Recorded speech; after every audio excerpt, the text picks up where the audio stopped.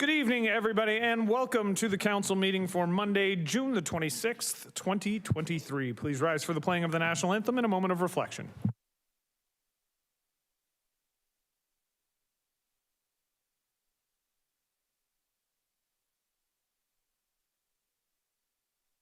Oh, Canada,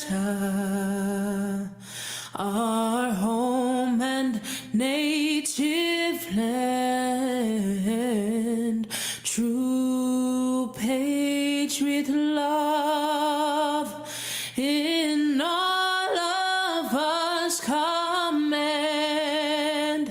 Carton bras et portez le paix, il s'est porté la croix. Ton histoire est une épopée des plus brillants exploits. God keep our land glorious and free. Oh, Canada, we stand on guard for thee. Oh, Canada, we stand on guard for thee.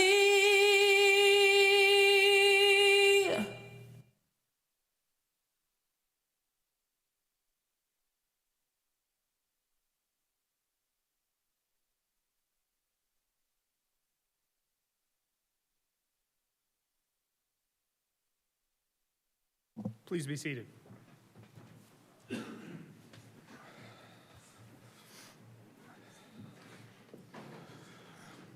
At this time, I will look to Councillor Dodge to read the land acknowledgement. The land on which council meets today is the traditional territory of the Haudenosaunee and the Anishinaabe peoples, many of whom continue to live and work here today. This territory is covered by the Upper Canada Treaties and is within the land protected by the Dish with One Spoon Wampum Agreement. Today, this gathering place is home to many First Nations, Métis, and Inuit peoples. Acknowledging this is a reminder that our great standard of living is directly related to the resources and friendship of Indigenous people. Thank you, Councillor Dodge. We will move into the mayor's report. I want to thank everybody for joining us tonight. Councillor Harris is not here, but I am only pointing that out because he is celebrating the graduation of his youngest daughter from Sir Winston Churchill tonight. So we congratulate the youngest of the Harrisites on finishing their high school time. Don't know if I said that out loud or should have said that out loud. I want to start off by talking about all of the great events that we've had in the city over the course of this month, specifically the last week, as I think it shows what a vibrant time of year this is in the city of St. Catharines. Last week, we celebrated an Indigenous Solidarity Day alongside our friends from the NRNC, and I want to thank Councillors Ratzlaff and McPherson for joining me. The day began with a flag-raising event here at City Hall, which offered us a chance to celebrate Indigenous culture and traditions and to take important steps to learn and walk together. The day capped off with a free concert supported by the City and First Ontario Performing Arts Centre, featuring Indigenous talent and headlined by the amazing Snotty Nose Res Kids, and I will say an absolutely fantastic group. If you are a fan of rap, you should definitely check them out. I want to thank the NRNC, I want to thank city staff for helping coordinate the day and for helping us support Indigenous Solidarity Day.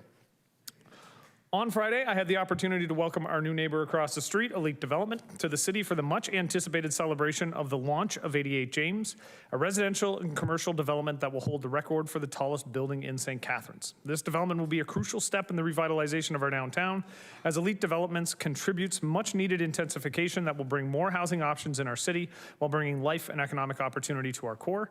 This year, St. Catharines pledged to build 11,000 units by 2031, and 88 James will introduce 236 further units to the housing market. I want to thank Elite Development for making such a significant investment in our downtown, and I look forward to all those who join us tomorrow for the official groundbreaking happening across the street. I then headed over to the Meridian Center to take in the Niagara River Lions school day game. There's nothing like 4,000 elementary school students packed into a facility that's made to reverberate sound.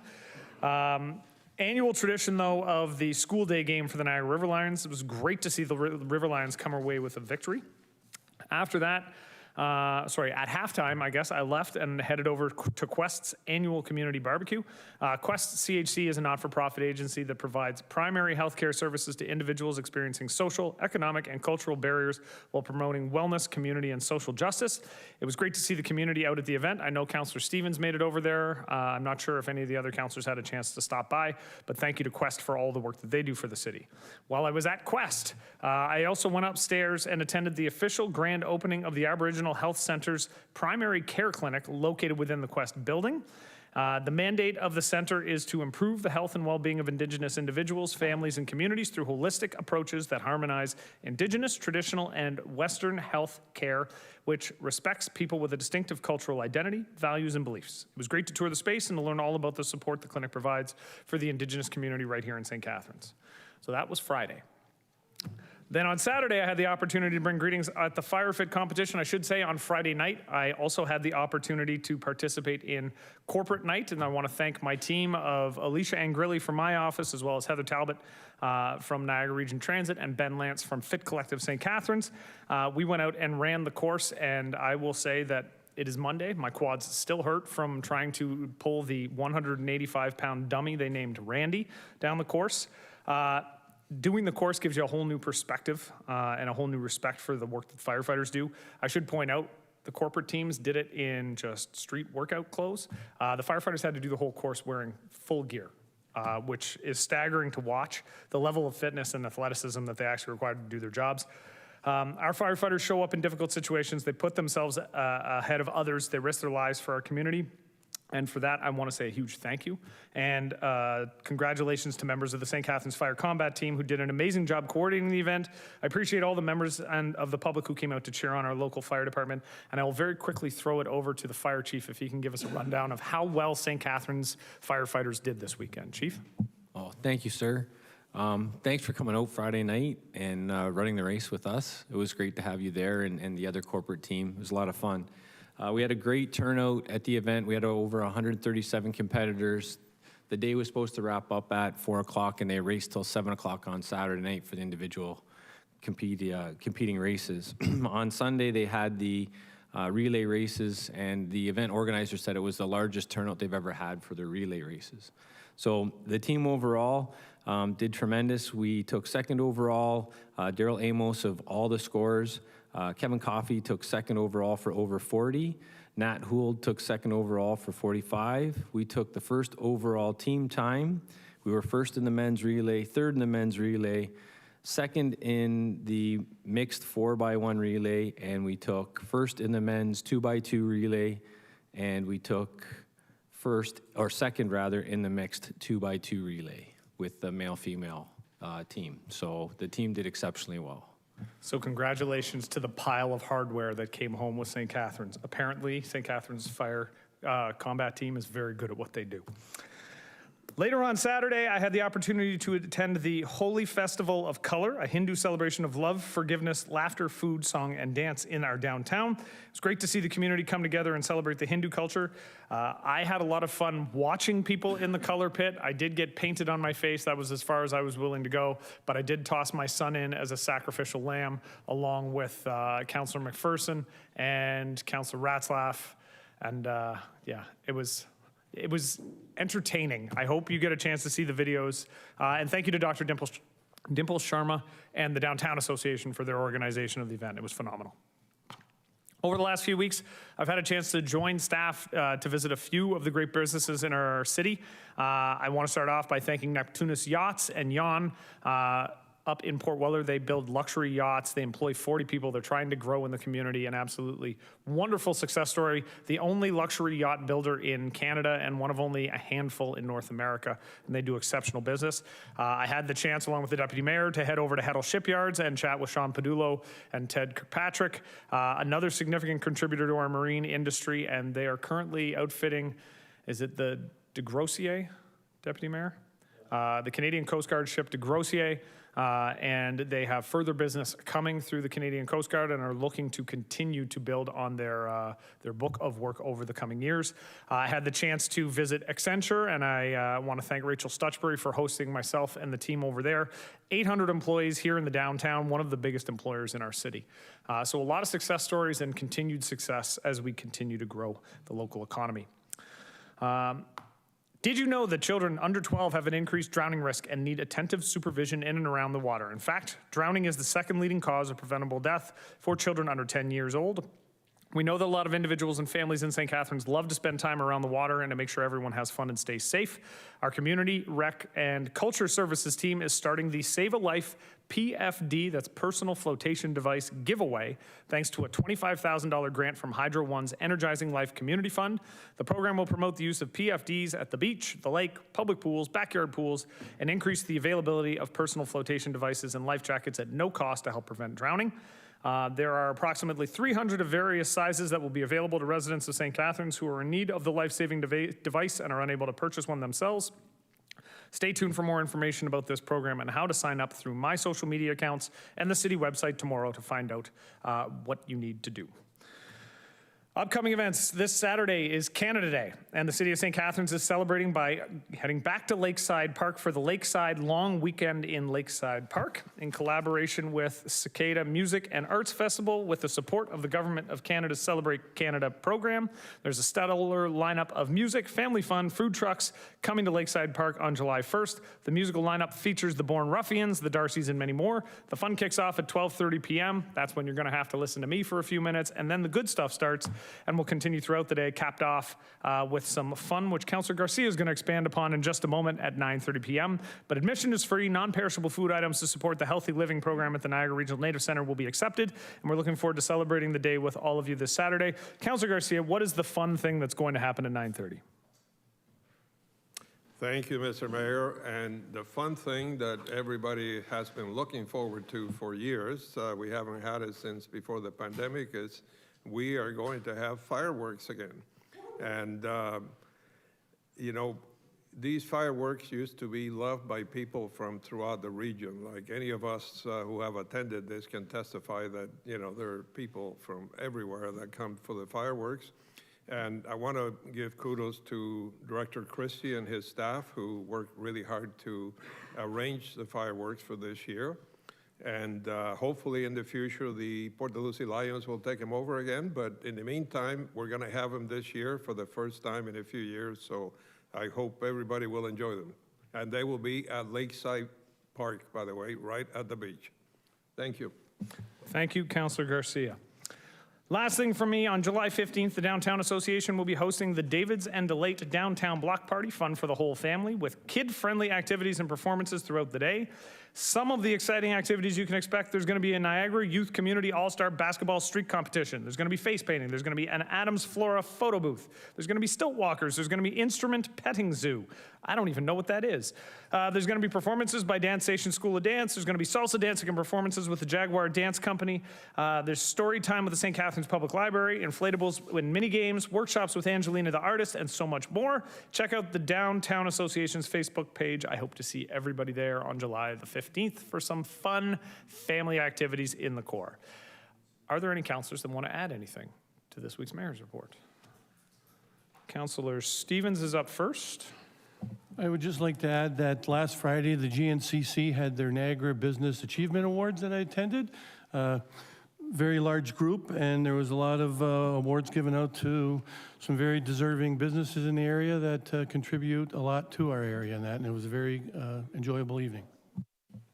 Excellent. Thank you, Councillor Stevens. Councillor Phillips.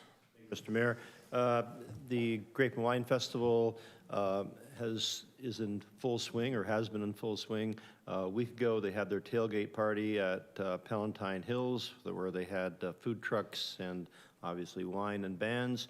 And yesterday, it was brunch by the lake. They had a competition between, I think there was 8 chefs with sparkling wine from the various wineries, and everything happened right at the lake, and it was really successful. They had over 300 people attend that. So this is to show Grape and Wine just isn't one weekend in September. They're expanding all the time, and hope that when September comes, all of September is going to be Grape and Wine Month rather than just a weekend. So they have a lot of good things planned.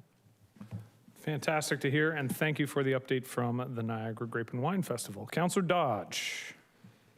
Thank you, Mr. Mayor. I attended AMO last week. I didn't know whether you wanted a quick synopsis of what we discussed there. So we had the positioning of municipal interests on housing and homelessness, strong relationships and partnerships to benefit the members, building member capacity, trying to get others to come on board with AMO, internal organization capacity, MEPCO. We had a presentation by MPAC there as well, and they're actually looking for, if we have any names, to put forward for someone that we would possibly, it's a list of 22 that MPAC asked us for, and if we had someone that we felt would be good to go on that list, it's open now for appointments and that. Our Blue Blocks transition date is 2024, and then technical municipal interest rates and whatnot, and endlessing homelessness is always a huge topic, and as well as the opioid crisis and stuff that is, rampant all through the province, not just in St. Catharines. And then another thing that was talked about a lot, and is always one of the big things, is a proposed response to the combined provincial policy statement and a place to grow plan, and how it's affecting everybody right across the province. And then one last thing, I don't know whether you want to take the opportunity to speak to it or anything, but it's about the, there was a lot of conversation around the, before I say that one, I met my youth, I was asked to be a youth mentor for this year, and I met her on this past weekend, and she's looking very forward to coming and taking part in some of our council meetings and whatever else we can share with her. So she was pretty excited to come to an AMO meeting and listen to some of the stuff.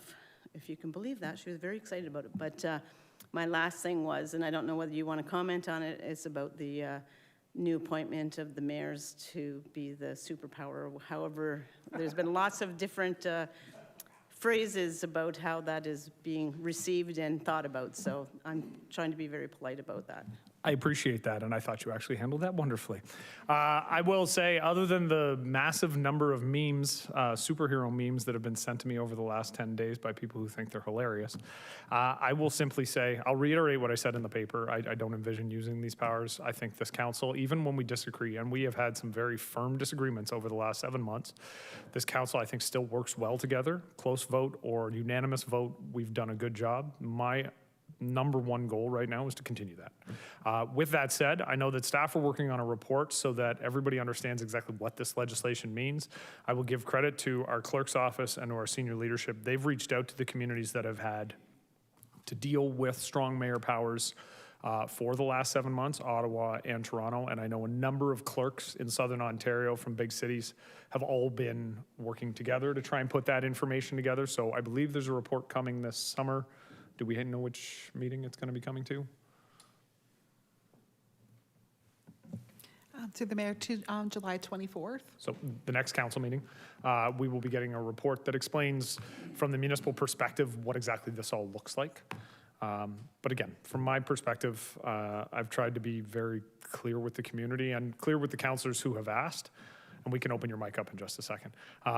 If we can just open up Councillor Dodge's mic. I don't envision using these at this stage. I think we work well together even when we're disagreeing. That's great, and thank you for that update, and looking forward to that report. And one of the common threads was kind of like going from majority rules to minority rule. It is definitely a different way of doing business. All right, with that, I will go on to Councillor Williamson. Thank you, Mr. Mayor. I'm pleased to hear we're not going to become an authoritarian dictatorship immediately.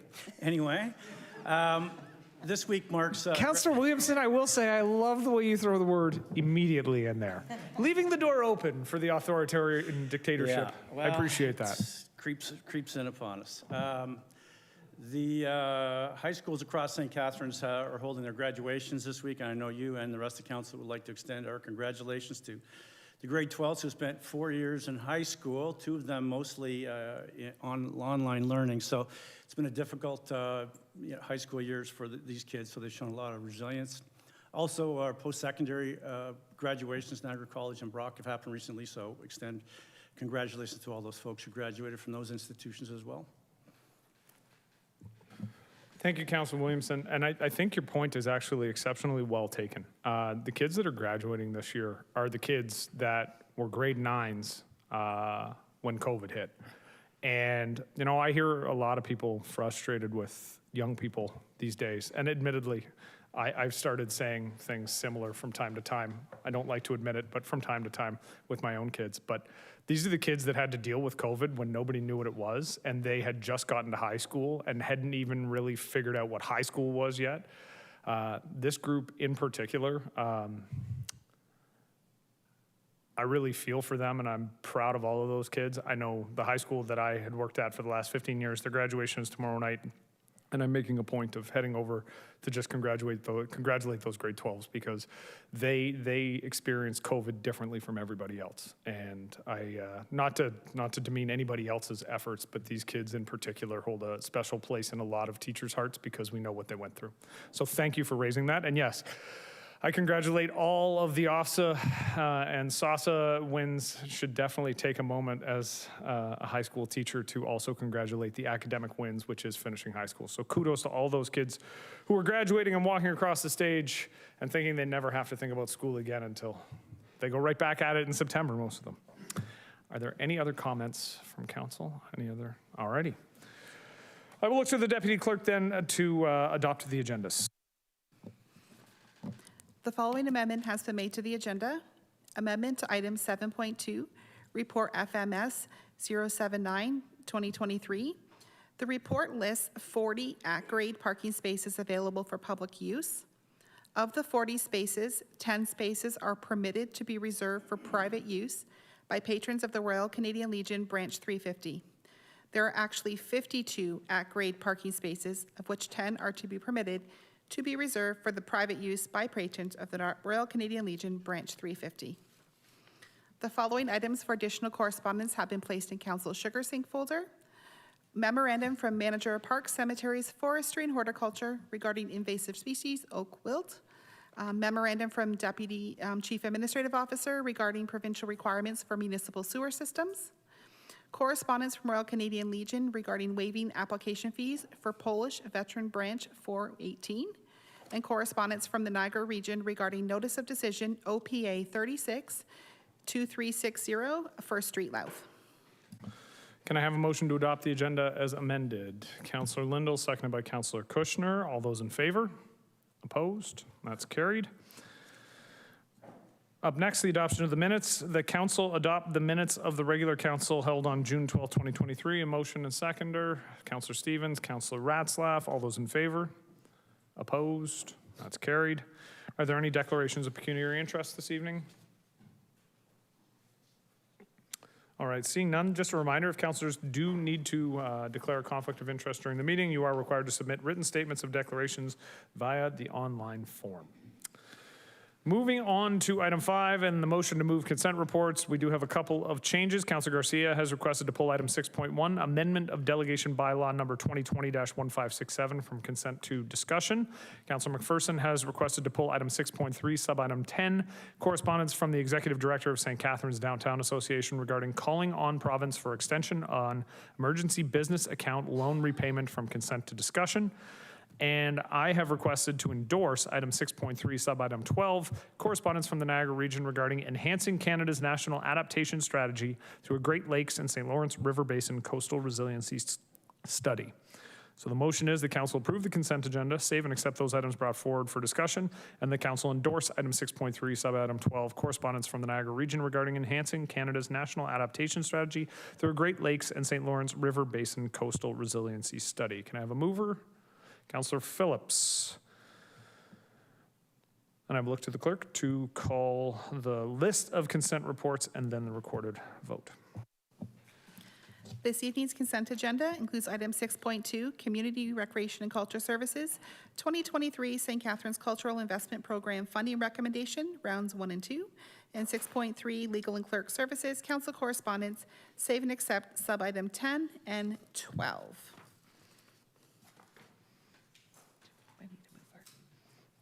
Do we have a mover? Okay. So Councillor Phillips? Yes. Councillor Dodge? Yes. Councillor Garcia? Yes. Councillor Lindell? Yes. Councillor Stevens? Yes. Councillor Williamson? Yes. Councillor Ratzlaff? Yes. Councillor Miller? Yes. Councillor McPherson? Yes. Councillor Kushner? Yes. Councillor Townsend? Yes. Mayor Cisco? Yes. That's carried. All right, so moving on to number 7 in the public meetings. We are combining the public meetings for 7.1, 7.2, 7.3 is because as they all deal with rates and fees. So these are the 2023 rates and fees revision for cemetery, amendment of parking bylaws, and the 2023 schedule of rates and fees regarding Lockhart Point, Rennie Park, and the former Lincoln Fabrics parking lots, and the 2024 to 2026 schedule of rates and fees recommendations. The public meeting will combine items 7.1, 7.2, and 7.3, as all 3 reports relate to the city's rates and fees. Notice of consideration of the 2023 rates and fees revision, cemetery, amendment of parking bylaws, and the 2023 schedule of rates and fees regarding Lockhart Point, Rennie Park, and the former Lincoln Fabrics parking lots, and 2024 to 2026 schedule of rates and fees recommendations have all been published in accordance with the city's notice bylaw. The public meeting will proceed as follows. Staff will explain the report and staff's recommendation. Members of the public wishing to delegate were advised to register by 9 a.m. today. No one requested to speak. I will ask at the appropriate time if anybody is looking to speak. After anybody who has chosen to speak is done, we will close the public meeting, and then council will be able to ask staff questions about each report separately, and will consider the report recommendations. So the public meeting is now open, and I will now call upon Michael Patterson, Budget Specialist, and Catherine Hanna, Manager of Revenue, to present.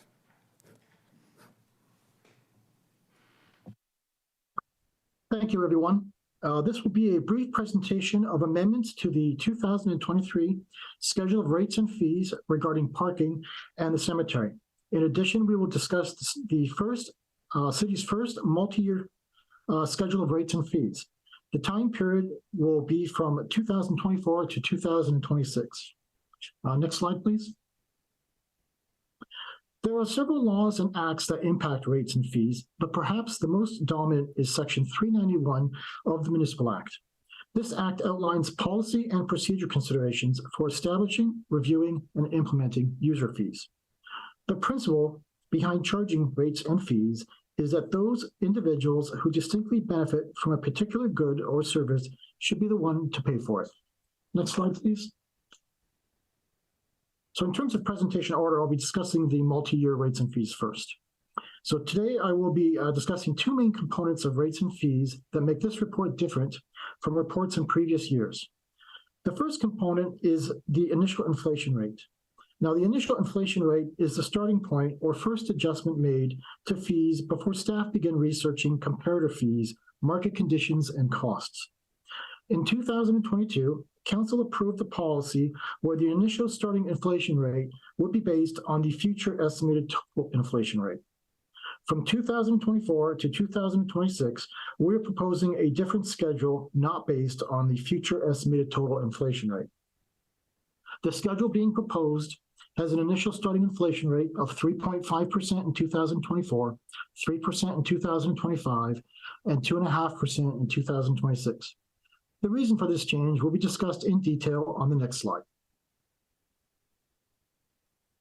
On this slide, I will illustrate why the need to deviate from council policy exists. In the first column, we have the years. In the second column, we have the actual and estimated total inflation rates. These are the policy rates I was referring to on the previous slide.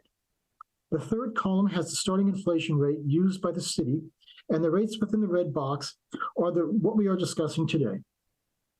If we do not deviate from policy from 2024 to 2026, the total CPI inflation and the initial rates and fees inflation used by the city will be the same. The reason we are deviating from policy was because in 2022, actual inflation was 6.8%, when the city was only increasing fees by 1.5%. This situation developed as part of the city's COVID-19 mitigation plan. The impact of this action created an inflation gap. In an attempt to quantify the inflation gap, we created two items, each selling for $100 in 2020, and adjusted one by the actual inflation rate and the second by the initial starting rate for inflation used by the city to set rates and fees. This example allowed us to create and calculate the difference so that we could, in essence, calculate the inflation gap, which is captured in the final column and is the inflation gap I was referring to. The key takeaway from this table is that the inflation gap is significant and continuing to grow, estimated to be $7.78 at the end of this year. In creating the proposed schedule, consideration has been given to the user's ability to pay and the city's financial sustainability. If accepted, the schedule is expected to narrow the inflation gap from $7.78 to $5.25 in 2026. If the goal is to close the gap, continued effort will be required in the future. Next slide, please. The second major component that separates this report from previous reports is that this is the city's first multi-year schedule of rates and fees. While this may be the first time St. Catharines has ventured down this path, we are not the first municipality to use a multi-year approach. Both the comparative cities of Guelph and Waterloo have been using a multi-year approach for a few years now and report benefits from the change. Based on their experiences, we believe 5 benefits will be realized. First, the multi-year rates and fees process supports the multi-year budget process. Second, residences and businesses will have greater certainty about the price of goods and services in the future, providing greater certainty for future plans. Third, it improves the alignment to long-term goals. For example, reducing the inflation gap created by the COVID-19 pandemic. Fourth, efficiencies should be created by significantly reducing the number of hours spent each year researching market conditions and municipal comparator information. And finally, since research time is reduced, staff resources can be reallocated to different priorities and projects. Next slide, please. So in terms of 2024, the new proposed fees are as follows. From the Department of Community, Recreation, and Culture Services, we have 2 replacement fees for different size trees, 2 outdoor lane swimming fees, and a new special event vendor stall rate for city-led events. Next slide, please. Continuing with Community, Recreation, and Culture Services, we're proposing 2 new fees for pavilion and 1 new fee for market square rentals. For Lock 1, we are proposing 2 new fees for rentals which are consistent with the pavilion rentals. From the Department of Economic Development and Tourism Services, we are proposing 2 patio application fees to streamline the application process. 1 fee is for municipal and the other is for private property. Next slide, please. From the Department of Financial Management Services, we are proposing 2 new fees, both associated with reminder notices. 1 fee is for property taxes and the other is for water bills. The goal of both fees is to recover costs associated with the reminder process.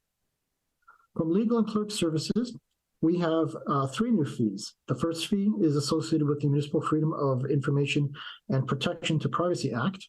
The fee is a variable fee associated with the courier deliveries. Next slide, please. Thank you. And finally, we have a new commissioning and voters list fee.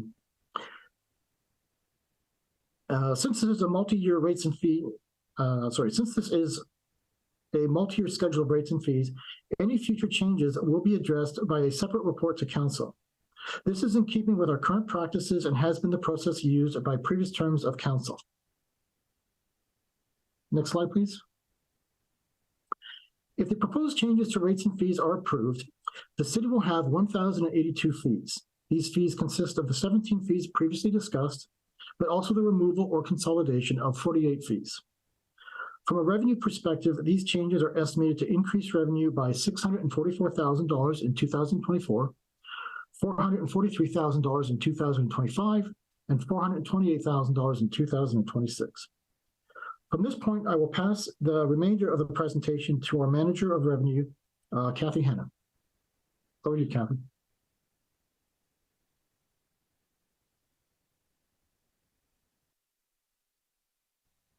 Good evening. A fee that may be added to the 2023 rates and fees, and if approved, will impact the multi-year rates and fees, is the Bereavement Authority of Ontario Consumer Protection Disbursement. This fee has been created to offset an increase in licensing fees from the Bereavement Authority of Ontario, which becomes effective July 1st, 2023. Some additional new fees that may be added to the 2023 schedule of rates and fees are regarding parking. The first set of fees is regarding Lockhart Point parking lot, Rennie parking lot, and the former Lincoln Fabrics parking lot. The fees create an hourly charge which varies depending on the time of year and will increase in 2026 by 25 cents. To summarize, a new revised initial starting rate of inflation has been proposed to manage the inflation gap created by COVID-19. For 2024, there will be 1,082 rates and fees charged for various goods and services. And finally, opportunities to make changes to rates and fees will continue, and should staff identify a fee be required to change, this would not be deemed a reconsideration, and a report will be brought to Council for consideration. Thank you. This concludes the presentation of the multi-year schedule of rates and fees. If there are any specific questions regarding a particular fee, representatives from the various departments are available to contact or to comment. Thank you very much for the presentation. And Council, I will ask if we can hold our questions for staff until after the public has had a chance to comment. It just will hopefully make things move a little bit smoother. At this time, is anyone in attendance who wishes to speak? Mr. Smith, come on forward.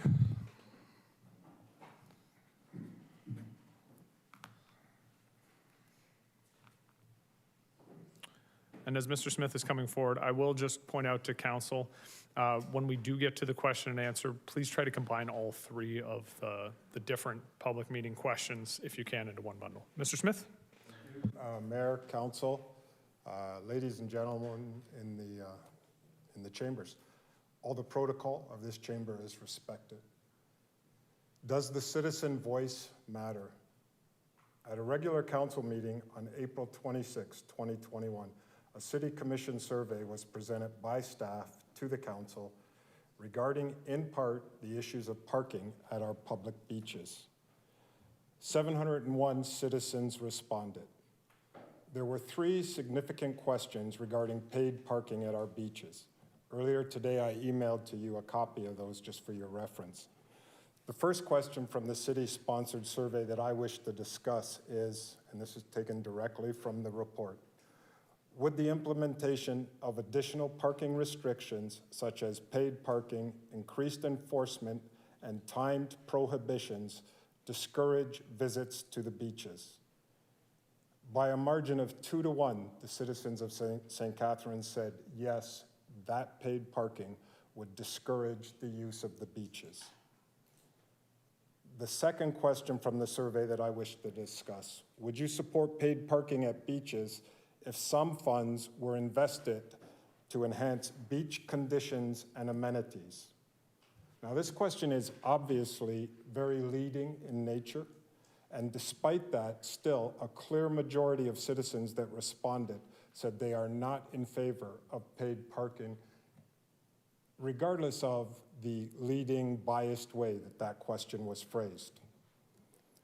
The third question from that survey that I wish to discuss, would you support a paid season beach parking pass for residents only, with non-residents paying a daily rate during every visit? Pretty well the exact program that we have in place. The results from that were also a resounding no by a 2 to 1 margin. The citizens of St. Catharines would not support paid parking at the beaches. All of this begs the question, does the voice of the citizen matter? As I understand it, a survey like this would be commissioned by staff and council in order to gauge the wishes of the taxpayer, but to what end? It appears this report has been summarily shelved and the expressed wishes of citizens has been deemed unimportant.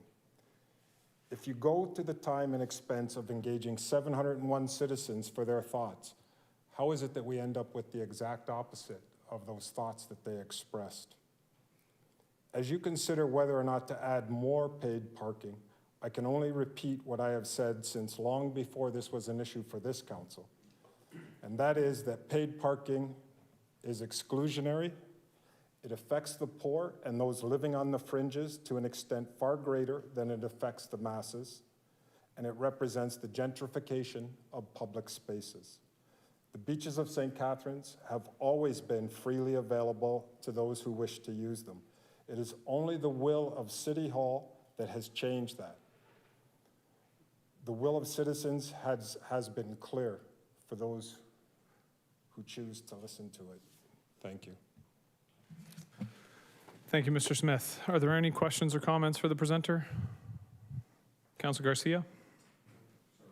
Thank you, Mr. Mayor. Thank you, Mr. Smith, for that presentation. Just wanted to ask you, are you aware that staff also met with the 4 beach councilors, being the 2 from Grantham and Port Lucie, regarding what they propose to do about parking, and that in each of those 2 years, and that we all 4 were strongly against paid parking?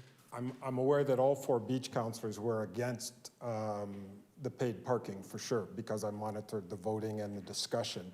Okay. The staff meetings you've told me about, so now I'm aware. Yeah. But. Great, thank you. Councilor Williamson? Thank you, Mr. Mayor. Through you to Mr. Smith. One of my concerns has been the impact it will have on the residential neighborhoods surrounding the area where people are going to try and park on street. And you're a resident a little bit out of probably the zone where it's affected, but I just wonder what you've observed since we've had beach parking. It's funny because in the past, when this has been brought up, people have referred to it, including the staff, the initial staff report have referred to the environmental issues about, you know, it comes under the environmental pillar and things like that. When actually what it does is cause a lot of chaos. And for the record, I'm not affected by it. I live far enough away from the beach that I don't see that chaos. However, I walk there, I live there, I know what's going on. And I think we can all imagine, I'll just speak for myself, when I go to visit people in the hospitals in Hamilton, you either pay to park at the hospital site or you cruise the side streets looking for the free parking. I cruise the side streets looking for the free parking. The paid parking is the last thing I default to. Same thing's going on in Port Lucie. And I imagine the same thing's going on at Sunset Beach also. I can't speak to that, but I don't think that that's been fairly considered. Maybe it has, and it's just been deemed unimportant. Thank you. All right, seeing no other questions, thank you, Mr. Smith. Is there anybody else who'd like to speak? Ma'am, come on forward.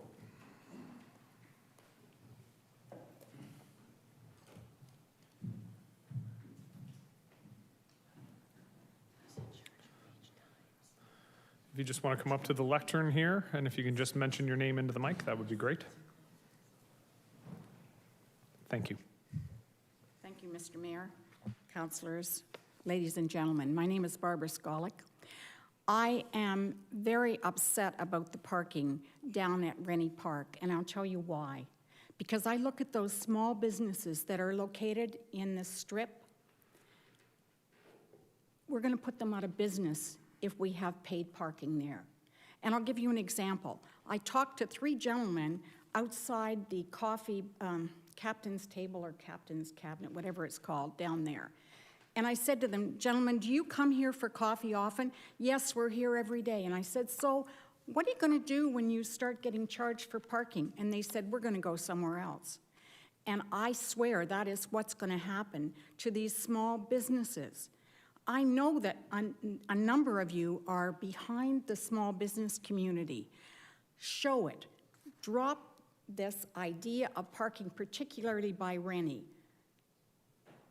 You're cutting people off from the park, but you're cutting them off from those small businesses along there. I've got a Chamber of Commerce background, and that's why I'm particularly upset about this, because I see what it's going to do to those businesses. So please take that into consideration. Thank you. Thank you, ma'am. Are there any questions? All right, seeing none, are there any other speakers to this public meeting?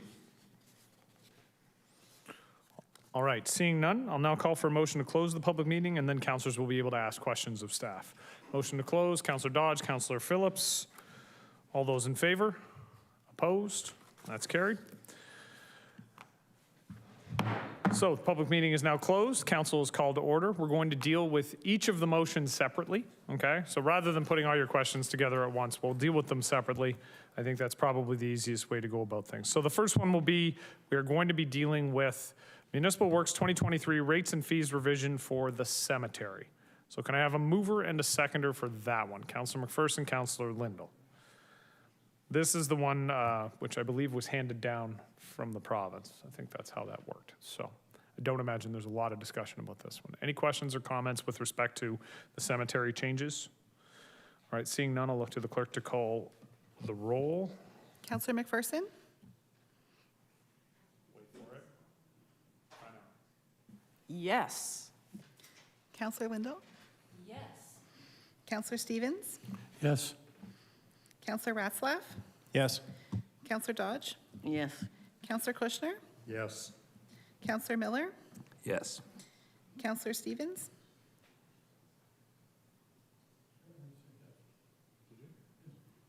Councillor Williamson?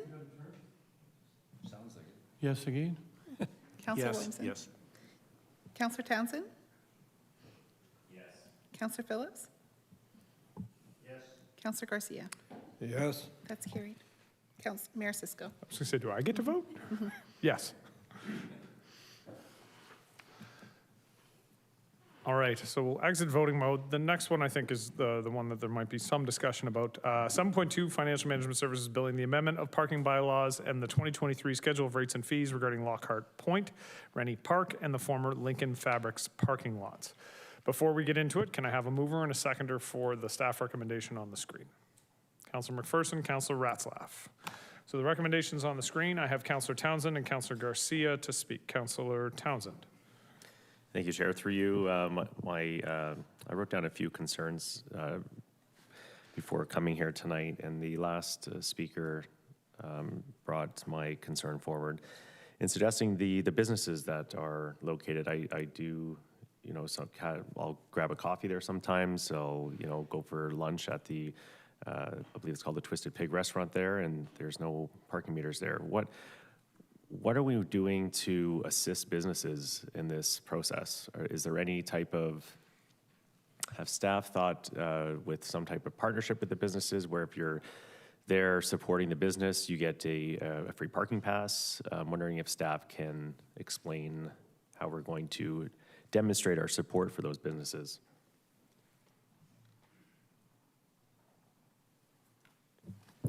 Thank you, through you, Mr. Mayor, to the councillor. With regards to supporting the businesses, we haven't developed a program with regards to the plaza. We have spoken with the plaza manager, and they were supportive of the city's move to charge for parking in that area. They indicated that they are having some issues within their own plaza parking lot. They have signaged, and they have hired external enforcement for that parking lot.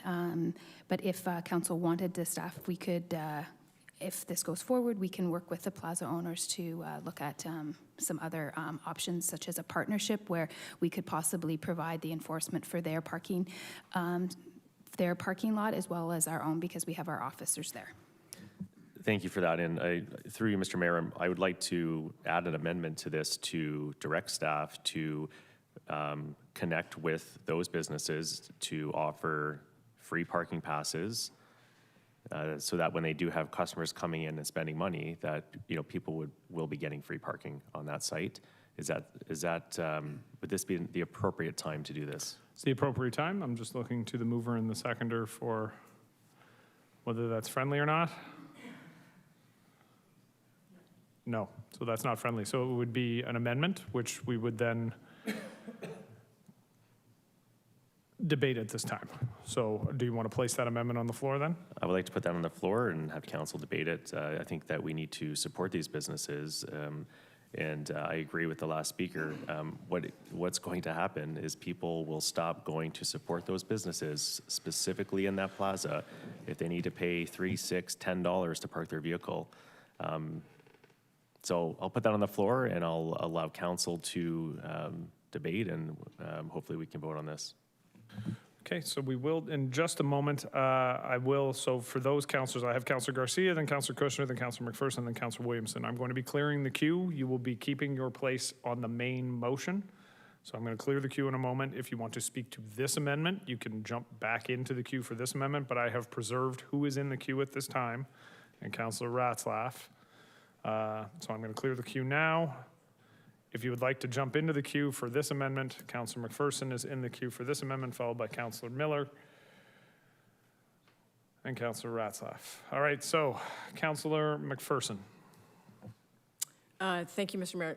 I can't support this amendment because, frankly, if we're going to start offering free passes to businesses in Port Dalhousie, then why are we not going to offer them in downtown St. Catharines?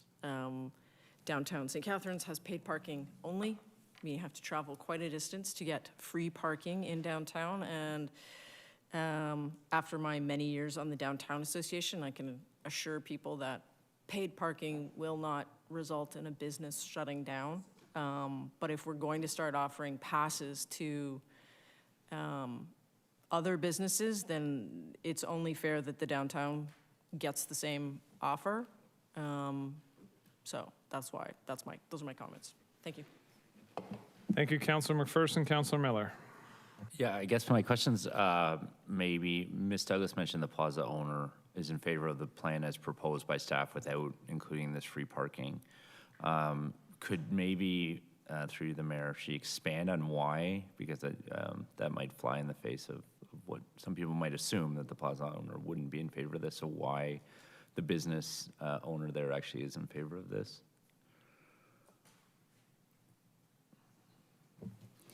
Through you, Mr. Mayor, to the councillor. In our discussion with the plaza owner, he indicated to staff that he is having challenges in the plaza parking lot and having to hire external enforcement in order to have parking spaces available within the plaza lot.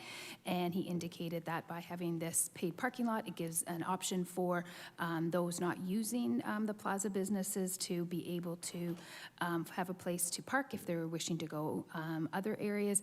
And also he indicated with regards to the enforcement piece, having enforcement in that area may also deter some individuals from parking in the plaza.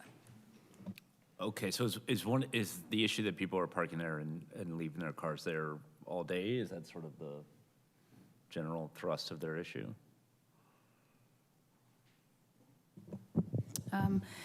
Through you, Mr. Mayor, to the councillor, it's just a concern that individuals are using the plaza parking lot and not going into the plaza businesses and going elsewhere. Okay. All right. I think we should be supporting the owner there if they're in favor of this plan, so I'm comfortable with that. Councilor Garcia. Thank you, Mr. Mayor. Pardon me, I support the spirit of the amendment, but I will not be supporting it because I don't think that we should charge for parking in those lots, period. And the reason the plaza owner is having trouble is, as the treasurer said, because of enforcement. And I can testify that I had a call from a resident just this past week saying they were eating at one of the restaurants and they parked at a spot that was labeled for something else and they got their car towed. So it's a matter of enforcement. But if we start charging at the parking lot across the street, he's going to have even more trouble. So I don't think that we should reduce. We have already reduced the parking available for free at the beach, which we never charged for until the pandemic. And now if we reduce the last few spots that are available to park for free, it's going to cause a big problem with people parking on the streets, and it's going to really significantly affect the businesses, in my opinion. Thank you. Thank you, Councilor Garcia. Councilor Dodge. Thank you. Through you, Mr. Mayor, to staff. If we were to make this that they are paid parking, do the beach passes, are they valid at those locations then?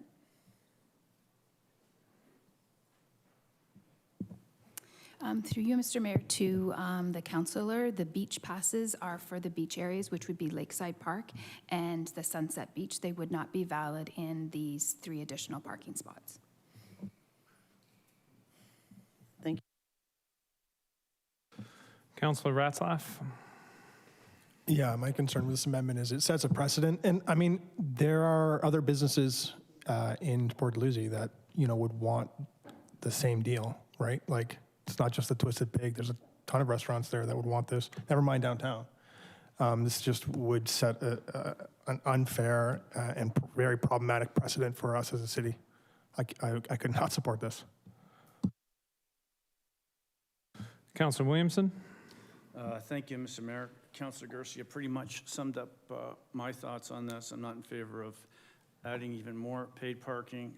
And just because the plaza owner may think it's a good idea, I think if you talk to the individual business owner, the tenants in the plaza, they'd have a much different opinion. And as Councillor Garcia said, it's going to add more pressure onto the triangular-shaped parking lot in front of that plaza. So I appreciate the spirit of the amendment, and we're just speaking to the amendment now. I won't support it, but I'm not going to support the overall report either. Thank you. Thank you, Councillor. Seeing no other speakers to the amendment, I'll look to the clerk to call the roll just on this amendment, that staff be directed to connect with the plaza owners to offer free parking passes. Councillor Townsend? Yes. Councillor Phillips? No. Councillor Garcia? No. Councillor Kushner? No. Councillor McPherson? No. Councillor Miller? No. Councillor Dodge? No. Councillor Lindell? No. Councillor Ratzlaff? No. Councillor Stevens? No. Councillor Williamson? No. Mayor Sisko? No. And that's lost. All right, so before anybody presses a button, Councillor Garcia, in just a moment, I'm going to ask you to press your button. Can you press your button? Because you were next on the speakers list. And then I'll ask Councillor Kushner to press his button. And then Councillor McPherson. And then Councillor Williamson. And then Councillor Ratzlaff. No? Okay. So we are back with the speaking order that we had to continue on with the main motion as it stands on the screen. Councillor Garcia. Thank you, Mr. Mayor. I don't want to be too repetitive because I already said what I wanted to say, but just very briefly, we never charged for parking at the beach until the pandemic. We now are charging for parking at the beach, which I hope to eliminate next year. I will not give up trying. But I think that to eliminate the 2 little parking lots that we have left where people, remember, it's not just the businesses. Some people may park there to go for a walk. They park there to go somewhere else. It's just one area that they can park for free now. And to eliminate that, I think would be very detrimental. And I think we will get a lot of people upset as well as affect the businesses. So I will certainly not support that. Thank you, Councillor Garcia. Councillor Kushner. Thank you, Mr. Mayor. If we support this, could we do it on a temporary basis of 1 year and come back and review it?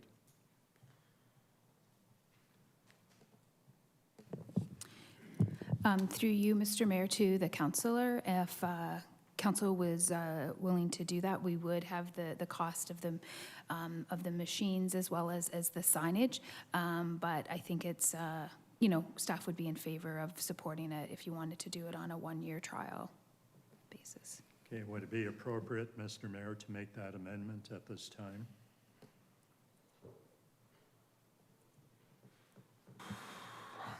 So looking at the motion,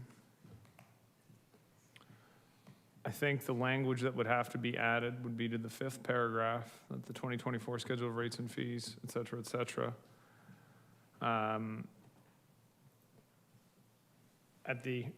Above that, in the actual paragraph, and so after the semicolon, April, down, right there. Delete the semicolon, put a comma, subject to a further report after a trial period of 1 year. Because otherwise this motion approves the rates and fees for next year right now. If we put that in, subject to a further report after a trial period of 1 year, that means that we have to get another report before we approve the fees for next year. So would that meet your expectation there, Councillor? All right, so now I look to Councillor McPherson says yes, that's a friendly. Councillor Ratzlaff, friendly. That's a friendly. So we can leave that in there. So subject to a further report after a trial period of 1 year. The understanding, and I just want to make sure that staff and council all understand that that means next year, after this season is completed, we're going to get a follow-up report that says what's happened, and we can make our decision at that time about 2024 to 26. Okay. I just want to make sure that's not going to put us into a reconsideration position then, right? I'm looking at you, Ms. Douglas. Okay. Madam Clerk? No. So the language is appropriate, so we could make that decision. Even if we approve rates and fees tonight, we can make that decision. Okay. Are you done, Councillor Kushner? Excellent. Councillor Williamson. Am I? Thank you. Well, you can draw some comparisons between downtown and Port Dalhousie, but Port Dalhousie is not designated as the intensification zone for higher density living like downtown is. There are times when parking is free in downtown. I'm not, my concern about doing a short-term trial is that once something's in place that it never goes away. So I'm not in favor of expanding the paid parking areas. I think the whole solution is really a simple one, and that is to have enforced time-restricted parking, which would create the turnover that we need and allow access, affordable access to these beach assets and the other assets that we have both in Grantham Ward and Port Dalhousie Ward. There's other places that we could designate that should have paid parking, I suppose, too. It would be a discretionary kind of a thing. I think Mr. Smith made some good points in terms of affects affordability. Yes, some people can't afford to actually operate a car, but there's lots of people in this city who do it and have to save and scrimp to be able to afford a personal passenger automobile. And so it delimits, once you start adding fees, the participation discourages people from having access to public amenities, and we should be taking the opposite approach, not looking at just as revenue maximization, but also about quality of life and allowing people to have access. So I'm not in support of adding more. And there was a change in regard to the Royal Canadian Legion. I just wonder if we could have clarification. Was it what the numbers were here? Ms. Douglas? Through you, Mr. Mayor. Yep. Thank you, through you, Mr. Mayor, to the councillor. The original report had indicated that in the Lockhart Point parking lot, there were 40 spots, of which 10 were reserved for the Royal Canadian Legion. Staff have reviewed that, and there are actually 52 parking spaces available, of which 10 will be reserved and permitted for the Royal Canadian Legion. Okay, so it's only about these 10 spots, and how will we protect the Legion spots so that they're, we don't have abuse from people parking there long-term who aren't going to the Legion?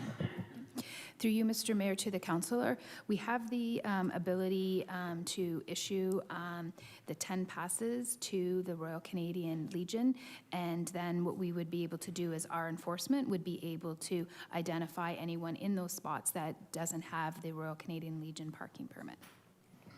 Thank you. Thank you, Councillor Williamson. Councillor Dodge. Thank you. Through you, Mr. Mayor, to the director. Why is there only 10 spots available to the Legion? Through you, Mr. Mayor, to the councillor, those are 10 spots available above grade. There are additional parking spaces below grade that are provided for the Legion through the agreement with the development. So, I don't know, do we have a number of how many spots are available in total? Through you, Mr. Mayor, to the councillor, I'm just going from memory, but I want to say there's approximately 30 spots below ground, but we can confirm that with you. Okay. Okay, thank you. I believe there are 30 below grade as well, just because I've had this conversation about a month and a half ago. So I think that's what it is. Are there any other questions or comments? All right, seeing none, I will look to the clerk to call the roll on the amended motion. Councillor McPherson?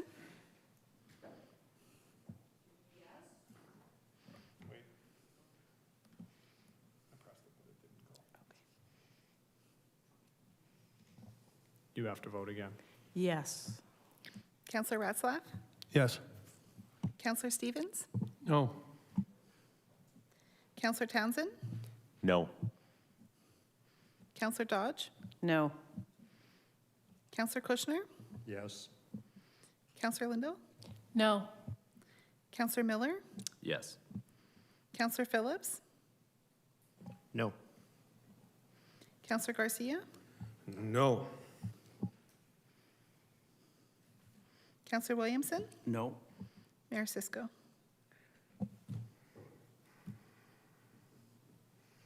I voted no the first time for the paid parking over there, so I'm voting no again. The motion's lost.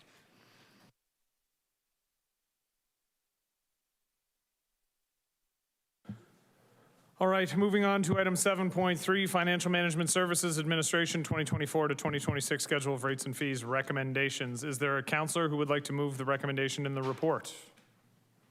Councillor Miller, second. This is just the regular old rates and fees. Councillor Stevens. All right. Councillor Kushner. Thank you, Mr. Mayor. The report talks about an inflation gap. What about cost recovery? Is there a gap in cost recovery?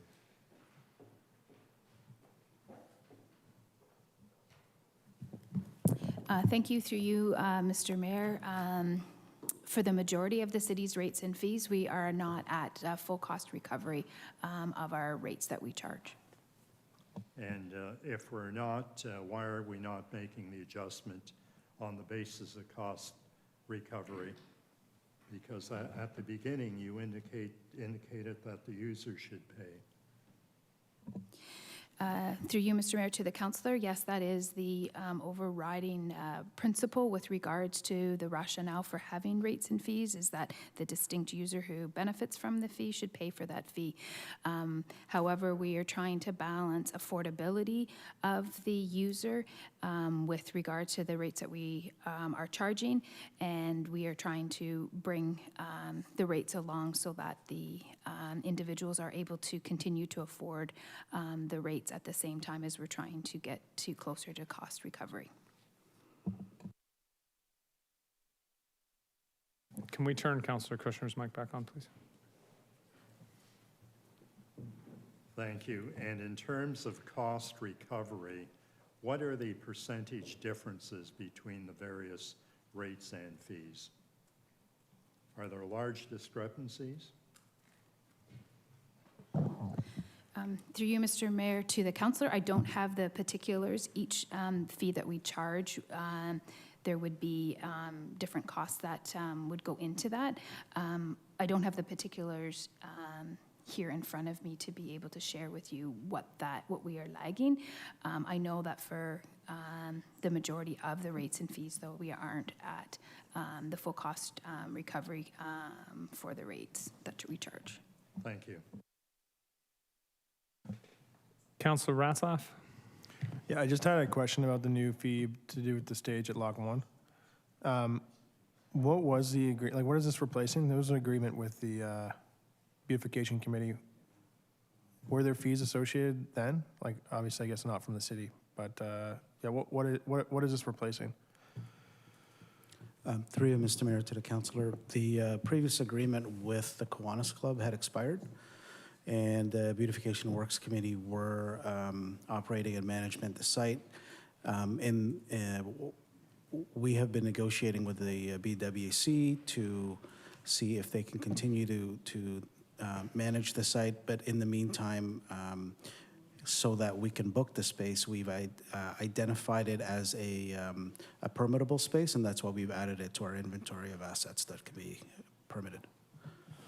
So through the mayor then, like I understand permitting a park or like the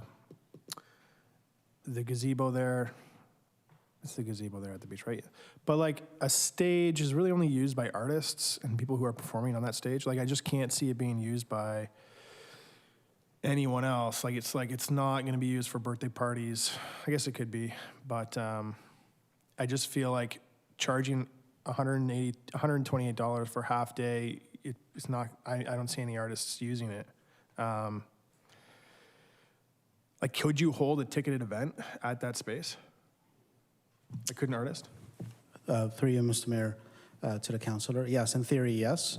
So in previous years, the BWC had actually... Oh, they did that?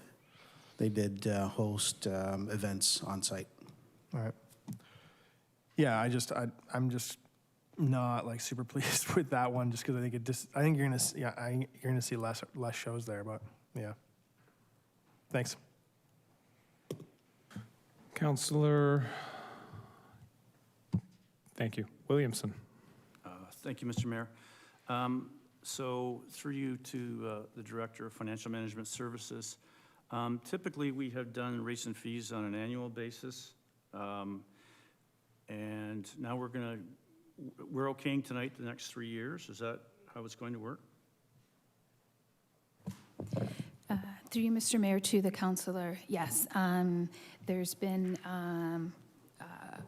a policy approved by council for us to move forward with multi-year budgeting. So this will be the first report that council will be seeing with regards to us going down that multi-year budgeting path. So we'll be looking to get council's support for the next 3 years.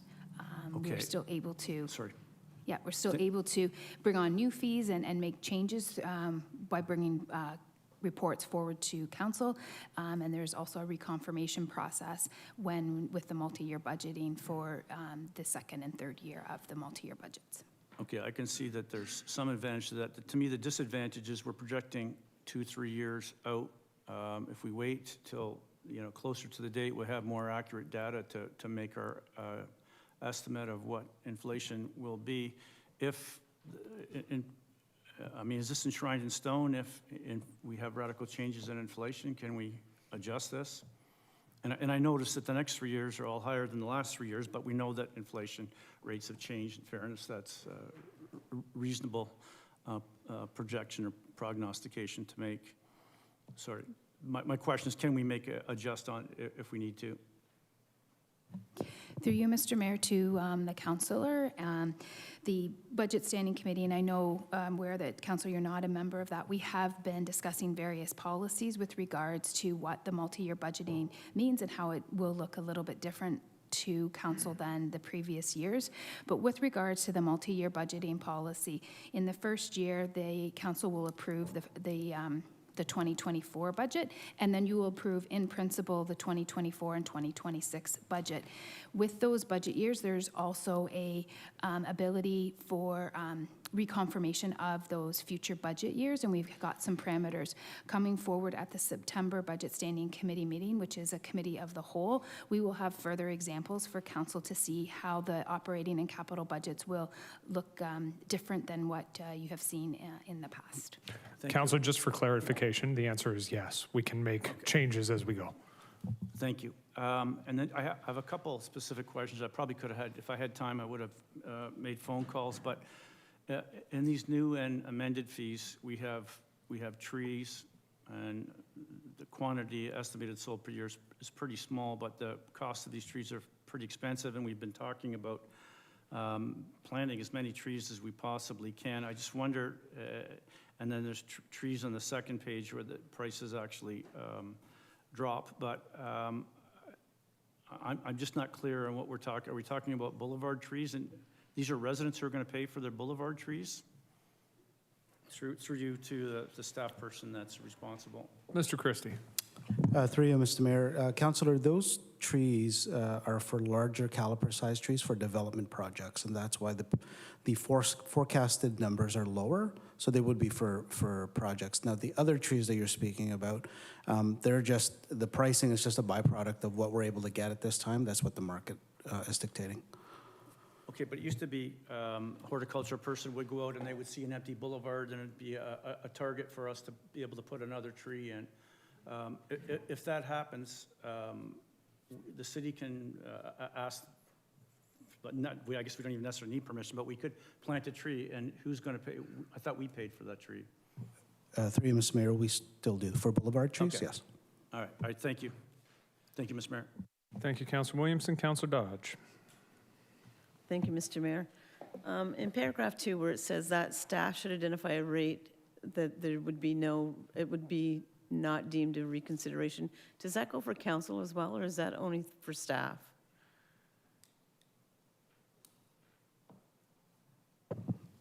Through you, Mr. Mayor, to the councillor, this is for fees that they that staff would identify and bring forward to council. Should there be fees that council would request staff to review, I would defer to the clerk, but I believe it would be handled similarly. That is correct what the Director of Finance said. Okay. Do you think that we could perhaps put that in the motion so that it's in writing? Add that as an amendment, I guess, that it would be the same for council if they were to ask for a change, that it would not be deemed a reconsideration. Councillor Miller and Councillor Stevens, would you be comfortable with it saying that should staff or council? All right. Thank you. Councillor Dodge, I will say, I enjoy when you point these things out. They're one of my favorite things. Thank you. Councillor Garcia. Thank you, Mr. Mayor. I just wanted to follow up on Councillor Ratliff's question about Lockhart Commons. Through you to the Deputy CAO, when we had our meeting with the mayor and the BWC, I asked specifically, since the BWC decided it was too late and for various reasons they could not hold concerts this year, I asked you if, pardon me, if it would still be available for another event planner or somebody who wanted to hold events, and your answer at the time was that no, that there still needed to be inspections by the fire department and the electrical had to be done and so on, so we weren't going to rent it until, or use it until 2024. So should we really have that in the rates and fees? Because it could be confusing to people. Through you, Mr. Mayor, yes, your point's well taken, Councillor Garcia. That particular site won't be available as permittable space until 2024. So that's, your point is well taken.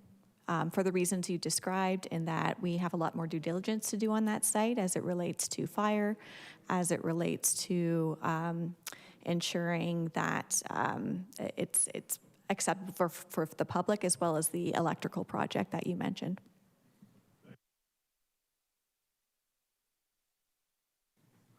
Thank you, Deputy CAO. So through you to the Director of Finance, does that require an amendment to the recommendation or not?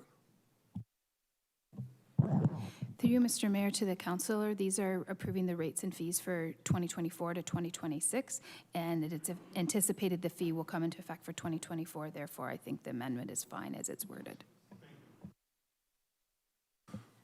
All right, seeing no further questions or comments, I'll look to the clerk to call the roll.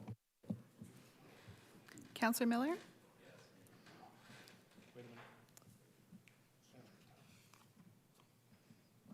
Okay.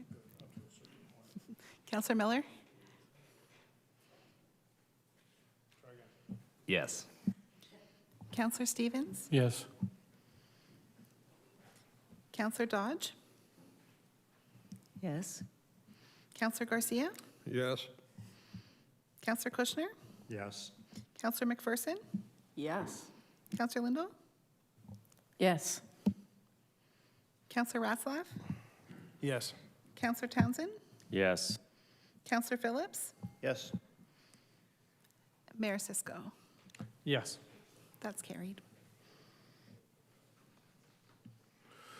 All right, moving on to item number 8, presentations. There are none, so we go to discussion reports. 9.1, Community Recreation and Culture Services, Business, Planning, and Strategic Services, Indoor Tennis at Community Park. Prior to discussing the report, council will hear delegations from Adam Siegel from Tennis Clubs of Canada, Chris Richard from St. Catharines Tennis Alliance, and Keith Brown from Meriton Lions Club. So at this time, I will now call Adam Siegel to present.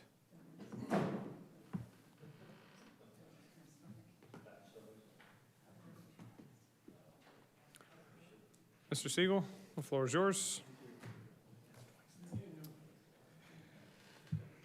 Thank you, Mr. Mayor and members of council, for the opportunity to present today. An exciting opportunity for the Meriton community and St. Catharines as a whole is to bring year-round tennis to the community. I have a presentation I'd like to share with you, and we'll go through it together now. Next slide, please. So just a quick overview of the presentation. I'm going to talk briefly about who we are at Tennis Clubs of Canada, why we love tennis, our vision specifically for Meriton Community Park, the benefits, and the partnership. Next slide, please. So, introduce myself firstly as CEO of Tennis Clubs of Canada. Again, I'm Adam Siegel. We've been running indoor tennis facilities in partnerships with municipalities for over 40 years. We currently have 6 indoor facilities, 5 that are seasonal, where the bubble goes up at the beginning of October and comes down at the end of April, and we also have 1 year-round facility.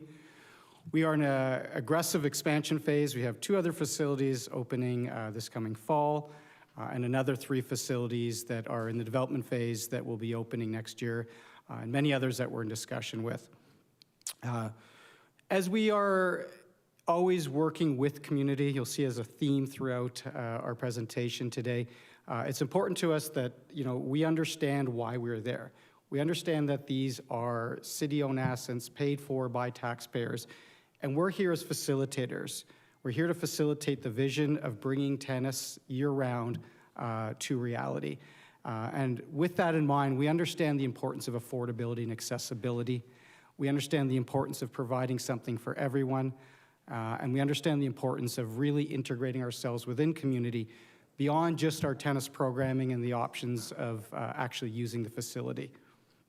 Humbly speaking, recognizing our experience in developing and operating indoor tennis facilities, we've worked closely with the national governing body of tennis, Tennis Canada, on numerous projects, and continuing to do so over the years to come. Next slide, please. So I think, I touched a little bit about our mission, but I think it's a good time to talk specifically what is our vision, our mission, and our values. Our vision is very succinctly put is to create tennis players for life. All of the owners and senior management staff are involved in tennis, and we feel an obligation to give back to the sport that's provided so much for us. We achieve our vision through our mission, which is, again, to grow the game of tennis in the local community by providing something for everyone. We achieve our mission through our values that we practice on a daily basis with our passion, our customer service, our sense of community, and building relationships. Next slide, please. When we're talking about tennis and its benefits, we're talking far more than just the physical benefits. There's a number of bulletin points here that share or indicate the quality of life that can be achieved when playing tennis. But the one I really want to focus on is the one on the graph on the left. This graph indicates the number of years added to one's life when they're playing these particular sports. As you can see, there's a number of sports in there, all with a lot of physical benefits. We've got badminton coming at 6.2, and being the competitive tennis player I am, I'm going to be proud to say that tennis is number 1. And it's 50% more than badminton. And how is that possible? These all have physical benefits, these sports. Why is tennis so far ahead? And what we realize, it's because it's not only the physical benefits, but it's the mental and social well-being that you receive when you belong to a tennis community. We've experienced it firsthand. We see it through all ages and all demographics. We take a lot of pride in this 9.7 years added to one's life expectancy. However, we can only achieve these benefits if we have tennis year-round. Next slide, please. We do have a problem then, as you can see, with unfortunately our winters are not so kind here, and we need year-round tennis. Tennis Canada in particular has earmarked the Niagara region as an area that's in desperate need of indoor tennis. Next slide, please. So when we're looking particularly here at Community Park, we're proposing 4 courts. And as you can see, there's a bit of a gap in the middle there. This would be a nice lounge area where everybody can enjoy the facility outside of their tennis hours as well. I'm looking at my time here. I believe only have 5 minutes, so I'm going to try and move through very quickly. Next slide, please. We've talked about some of the benefits already to the community, and I apologize. I see I'm going over right now. I'll try and wrap this up.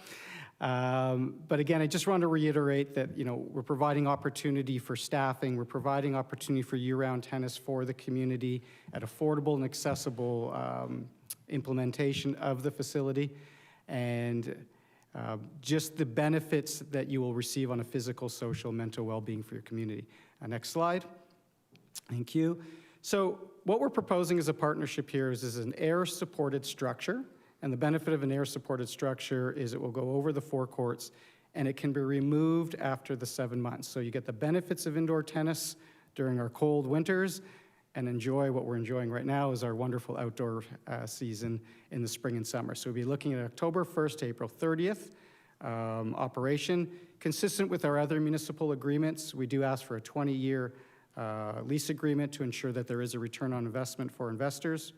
And the last thing I want to mention is, again, as we're about community, I think you've probably heard me say this word many, many times, had the opportunity to work with community groups. Chris Richard, I believe, will be speaking tonight as well from St. Catharines Tennis Association, along with the Lions Club and other local groups. We're here to be facilitators to improve the physical, social, and mental well-being of your community.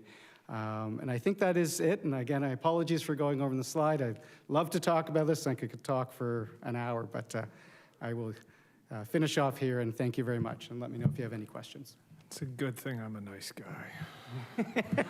Thank you, Mr. Siegel. Are there any questions for Mr. Siegel? I've got Councillor Townsend, followed by Councillor Dodge. Thank you, Chair. Through you to the presenter. I'm just wondering if you could touch on the user fees and the cost for those who are going to be using it. How much? So it ranges, and so we have different membership categories. So there's 2 options. You can go with an approach where you have one lump membership fee and then the courts are all included. We don't like to do that because it makes an assumption that nobody ever gets sick, life never gets in the way, and you never go on holidays. So you end up paying too much. So we go with a lower membership fee. We have senior discounts. We have in-town discounts for St. Catharines residents. We have couple memberships, family memberships as well. So it ranges, but on a typical kind of adult membership, you're around $500. And then there's court fees as you go. And the court fees, if we say it's like a $24 to a $30 court fee, that's split amongst the players. So for example, if you were playing at a $24 time and you're playing doubles, you're paying $6 for the hour. Thank you, Councillor Townsend, followed by Councillor Dodge, and then Councillor Kushner and Councillor Phillips. Hi. Thanks for coming here to present to us this evening. I just have some questions about clarification. So you said you're going to be from October to April. So does that mean that after that you're taking the dome down? Like it won't be there for the summer? That's correct. So the bubble will only be up October to April, and then summer use will start. We usually allow for a 2-week window just in case weather is bad. I don't think we've ever gone past May 10th. I just can't fold the bubble up when it's raining because of the mold. But yeah, basically it gets turned over for outdoor use. And then that would be, the cost of that would be covered by your organization? Yes, so I'm glad you brought that up because I was remiss not to include that in the presentation. All operating costs, all capital costs related to the operation of the indoor tennis facility will be borne by Tennis Clubs of Canada. This is cost neutral. In fact, we are proposing a lease fee, so it's actually beneficial. It's a net benefit, financially speaking, to St. Catharines. Okay, and then you had said that there would be a staff, I guess, people that you're going to have working for you. Would that be a year-round thing, or would it only be from October till April? At an officially formal level, they would work directly for us during that October to April season. But what we have with other municipalities where the local summer club will come in, we create synergy between the operations. So, what's great is let's say it was a coach. They'll be able to work for us in the winter, the summer club in the summer. And what's really important is to create that continuity with the community. So, when someone comes to play tennis, they don't really feel that it's two different operations. They just come to the community courts, and that's where they play tennis year-round. Okay, and then I guess I should be playing tennis because I could live much longer, but, and I don't play pickleball either, but I'm just wondering, because it's such a big thing that I hear about all the time, pickleball, so would you be offering anything for the pickleball community as well as the tennis community? Yes, so with support of the municipality, we are happy, and I don't say, okay, we're happy to include pickleball. Actually just played the other day for my third time. It's great. All of our new projects that we are going forward, we're always looking for pickleball as an addition. It actually can be complementary to tennis when implemented properly. But again, it just gets back to us, one of the main reasons we're doing it, we can service more segments of community, not just limiting to tennis. So I guess the short answer to all that is yes. Okay, and then, so just to clarify again, one last thing about the affordability. Is affordable for everyone? Asking the questions around pricing, we like to price ourselves towards the low end of the industry in terms of pricing. Okay. So it's kind of our niche is low-end pricing, high-end quality. And with that, so we talked about membership fees, but there are options for non-members to play as well. So, For example, there are many programs that will be open to non-members, especially our extensive group training program. There'll be non-members can also book courts. They would only be able to book 1 day in advance and pay a guest fee, whereas a member could book up to 8 days in advance. But again, it's about inclusiveness for the entire community. Okay, so what would the fee, maybe you might not know that, but what would the fee be for someone that perhaps for whatever reason didn't want to be a member but would like to be able to use the facility, or even to do it on a trial basis? What would that entail for cost-wise for someone? I can speak to that directly. So a court fee ranges between $24 to $30 an hour. The only additional there would be somewhere between a $10 to $15 guest fee per player. So if you want to come out and try it, you'd pay your $10 to $15 guest fee, and I say that range because it depends on age. Again, we have discounts for seniors and juniors, and then you would just pay your portion of that court fee. And there's no commitment beyond that, so you can just play one-off.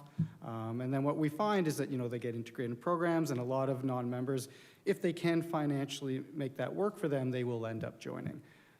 But the idea, again, is to not turn anybody away. Okay, thank you. Thank you, Councillor Dodge. Councillor Kushner. Thank you, Mr. Mayor. How compatible is pickleball with tennis in the outdoors? Mayor already gave me an extra minute and a half, so I won't take too long. But yes, I think, in the outdoors, you're saying? It's very compatible. Again, we like to pride ourselves on innovation and creativity. I apologize, I'm not aware whether or not your current public courts have pickleball lines on them. So it can absolutely be played that way. But what we would do, to be honest, in the indoor facility, we would have temporary lines, different types of surfaces we could potentially roll out, because when it's actually done in the most efficient way possible, you can actually get 4 pickleball courts on 1 tennis court. For example, a new facility in Kingston, we have a separate dome. It's got 12 pickleball courts. It's the size of a 3-court tennis dome. So it's very compatible. Okay, my next question is with respect to longevity. You had tennis at the top. Where is squash? Okay, I'll qualify. I did play squash for a couple of years in an old club, and I do love it. All joking aside, I don't see squash particularly in that facility, but we're open to all sports. I mean, if this is something that could extend to, where's squash, I can't speak to the popularity, but what I can tell you personally, I'm a real rackets guy, and I love it, and, we can look into anything. And that, I did speak to just pickleball, but that doesn't mean we can't be creative with other sports potentially as well. Yes, my question was with respect to the longevity of a sport. Oh, longevity? Yes. Of squash versus tennis? I don't know whether I should still be alive. Thank you. Councillor Kushner. I'll come prepared with metrics next Councillor time. Kushner, you're still here, so we're still counting. Yeah. Thank you. Yeah, it's tougher, squash on the body, I would say. But it's a good game. It's a good game. Yeah. All right, Councillor Phillips. Who knew there was so much contention between the racket sport communities? Yeah, we're working on eliminating that Okay, gap, good to yes. hear, good to hear. 100%, yes. Through you, excuse me, through you, Mr. Mayor, I won't ask you where curling and golf lines up in the longevity cycle, but anyways, as far as the chart, now we know why Councillor Kushner is as spry and active as he is, because he was telling me this morning that he actually went out and played tennis against his 23-year-old granddaughter, and he was very happy to say that he trounced her. So.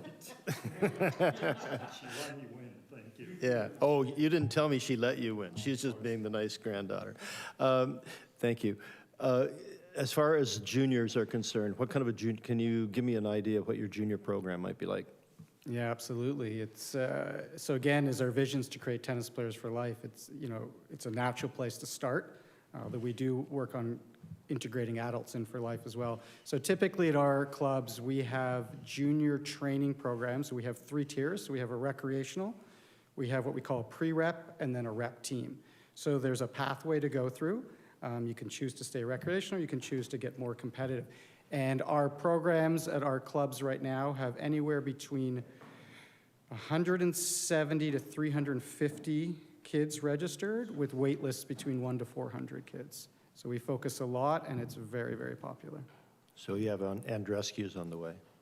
Yeah, it's interesting how you picked Bianca. I didn't mention in here on this, actually, I'm not sure if you know Milos Raonic. He's actually one of our partners, so there's 4 owners. Milos is one of them, so yeah, we've no Bianca. Dennis used to play at our club a little bit as well, but we'll get her. Thank you. And for the knowledge of council, this project has been brought to the Recreation Master Plan Committee, and it was received very positively in a way that it's something that, in their minds, is something that council should strongly consider. Thank you.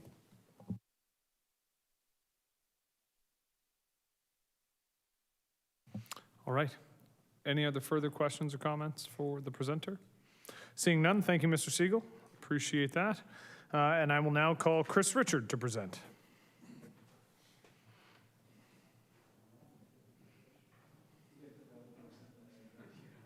Service with a smile, what can I say?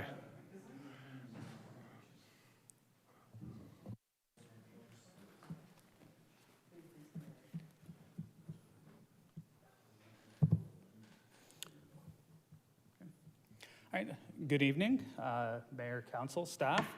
I'm Chris Richard. I'm what I'll call myself as a spokesperson for the St. Catharines Tennis Alliance.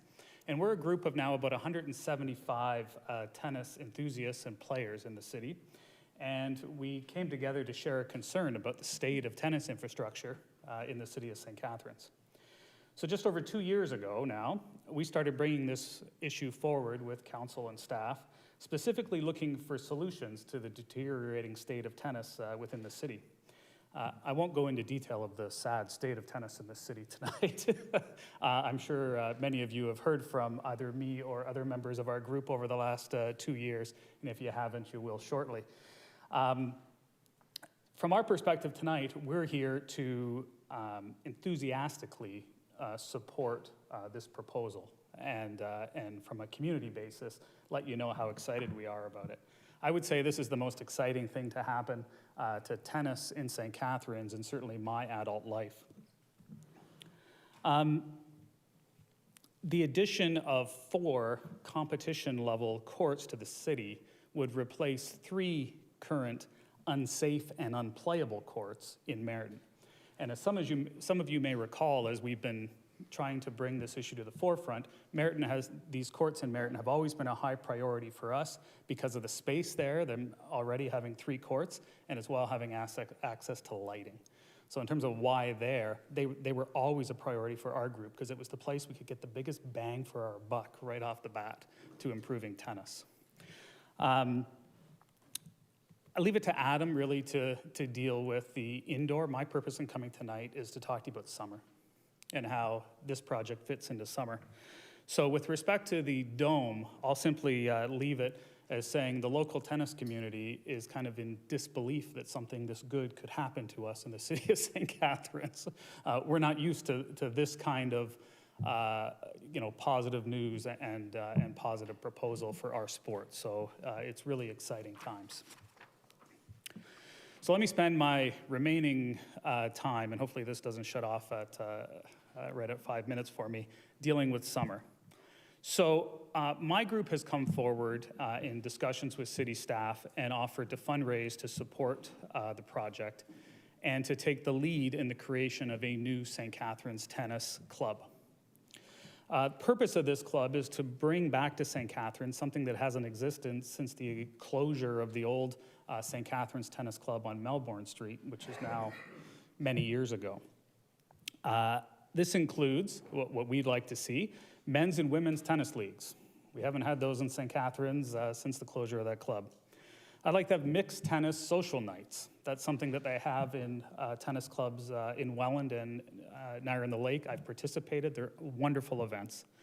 And we'd like to have morning and afternoon youth programs during the summer months. To be clear, these are things that at present and for the last number of years simply do not exist in the city of St. Catharines.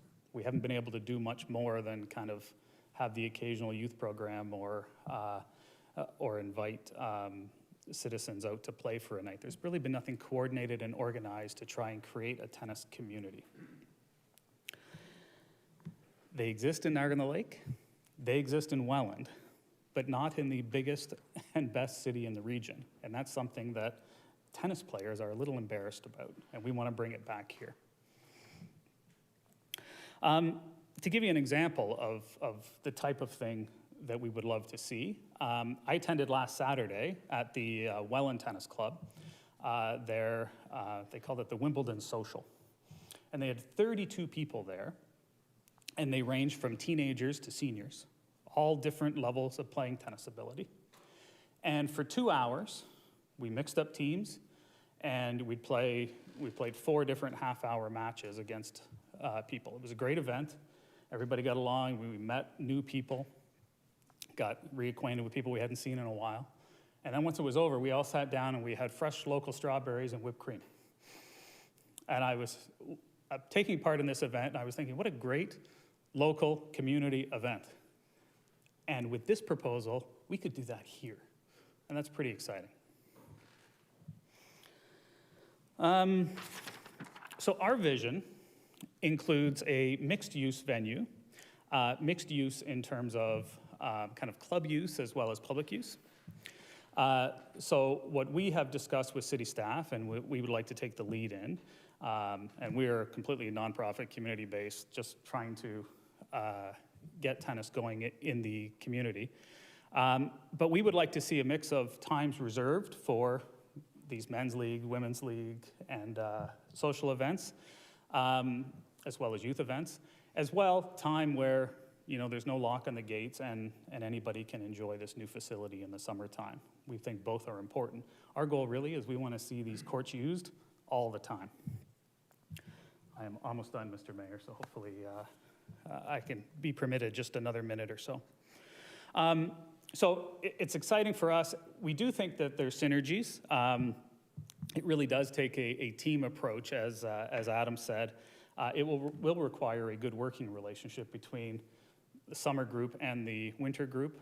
I've actually had the benefit, about the last year or so, I've been working with Adam trying to put this together and have it come before council. Because there has to be a good working relationship, I've researched them a little bit and seen what they've done in other municipalities. I would commend them to council. I believe that they are the right group to bring this to St. Catharines, and we believe we'll be able to work with them. I'd also like to take a moment. Keith from the Lions Club is going to come up and speak, and I'd like to thank our partners at the Lions Club. The project has required the Lions Club to kind of leave their comfort zone and think about things a little bit differently than they have in the past. As you may have read from the report, the winter tennis needs access to the Lions Club bathrooms in order for this to work due to building code issues. So it does require some challenges, and the Lions Club has had some concerns, proper concerns, and but they've come open-minded. Every time we've had a meeting, they've attended, and they're partners with us, and we really appreciate that. So just publicly, Keith, I'd like to thank the Lions Club. And once we work out all the details, we know that we'll be able to come up with something that works for everybody. At the St. Catharines Tennis Alliance, we've assembled a pretty impressive group of people to bring this to a reality. Actually, when I went out and was looking for people with expertise to help us put together a summer program, I was shocked. We have people that have actually ran tennis clubs before that live in this municipality and have stepped up and said they want to help. So I didn't know that existed. I was pretty happy about that because I'm a good player, but I've never actually run a tennis club. So it's nice to know that there's people that can do that. And I look forward to a brighter future for tennis in St. Catharines. And this project, we think, marks a great start to that. Don't think I'm not going to be coming to council asking you about the other courts, but this is a great start.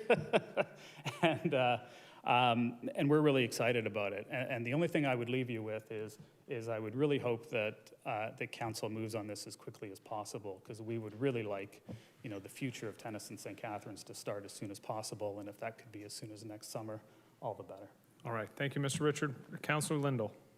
Just a quick question. This is a fantastic part of the Meriton community that's going to happen, and I've loved the presentations that you guys have done, but I just want to guarantee that you guys have worked with the Meriton Lions Club for those 5 days over the Labor Day weekend where there's going to be no tennis. I grew up in Meriton, so I can tell you that I understand the importance of Christmas in Meriton. And the first question we got from the Lions Club when we sat down with them was, what about Labor Day? So both St. Catharines Tennis Alliance and Tennis Clubs of Canada has said, no problem. You can use the courts the way they've been used in the past. I've told them that I'm going to be following along with everybody and looking at every table and every chair, and I'm going to be cutting a tennis ball in half and sticking it on the leg of the chair, not to damage the courts, but I've taken on that responsibility. I don't know that the Lions Club understands that I'm serious. But no changes.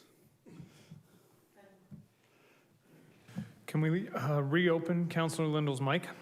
And just to throw in there, we are looking for donations for the fireworks for Labor Day weekend. And since you're a Meriton boy and you're doing the tennis thing, if you want to donate, please let us know. We're the community group. I will talk to Adam as soon as we're done here. All right, Councillor Kushner. Thank you, Mr. Mayor. Did you consider meeting with Brock to expand your summer program? Because the courts there are not used during the summer. Right. We haven't.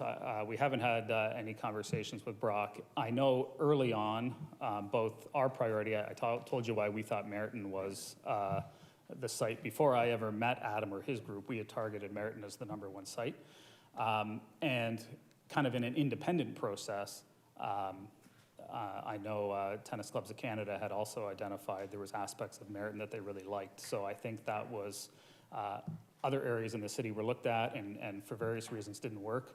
Meriton just seemed to make sense to everybody, and I'm not aware of any conversations with Brock. Okay, I'm not suggesting instead of, I'm suggesting in conjunction with, because they're beautiful courts and they're not well used. Yeah. You know what, I want to build something unique in this community that takes place at one place that we know in St. Catharines. This is where tennis happens, and this is Tennis Central. So I would, nothing against Brock. They do wonderful things, especially with youth in the summertime. But I want it here. I want it part of our community courts. Right. Thank you. All right, seeing no other questions, thank you, Mr. Richard, for your presentation. I'll now call Keith Brown to present.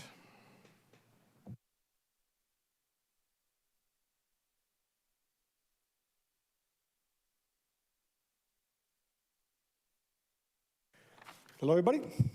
I'm Keith Brown, with a member of the Merritt Lions Club. I've been there since 1987, past president twice. I'm currently the club treasurer, have been for quite a few years now. We also have a community center board that looks after the community center board, and I am on that board, and I'm the liaison with the city dealing with lease issues. As many of you know, we do lease the Merritt Community Center from the city. We have for many years. We operate the community center both for our own use, our meetings, our fundraisers, our events, but we also rent that facility out to the public, mainly on the weekends for all kinds of events. We also provide the public other opportunities in that center. We do have a 5-pin bowling alley downstairs that we do run leagues, which have dropped off since COVID, but we still have 2 leagues that run there all winter, and we do rent that bowling alley out for functions. And last year, we started pickleball upstairs. There's 4 courts in this community center, and we're running it 3 or 4 times a week for 3 hours at a shot. So one problem is we're a volunteer organization, so one of us has to be there. And me being the pickleball enthusiasm, I'm the one that has to be there. So right now it's only that many sessions, but there is opportunity for expanding that. So in support of this project, we were approached by the project team and the city, because the facility that's going to be put up there needs access to washrooms. And the community center is right next door, and they asked if we'd partner with them and provide access to the washrooms at the community center. We agreed in principle that we would provide safe, controlled access to those washrooms, with the key words being controlled, because we're not there 24 hours a day or 7 days a week. That building is secured on off times when no one's there. So to provide access, we'd have to come up with some way to allow tennis users to get into that facility on a controlled basis. So we'd have to do some changes to our security system and access to the building, which are not insurmountable items. We just got to sit down and discuss them as we get closer to the timing. And we've got the commitment from Tennis Clubs of Canada that they will work with us and work through these capital issues and pay for any costs that are associated with that.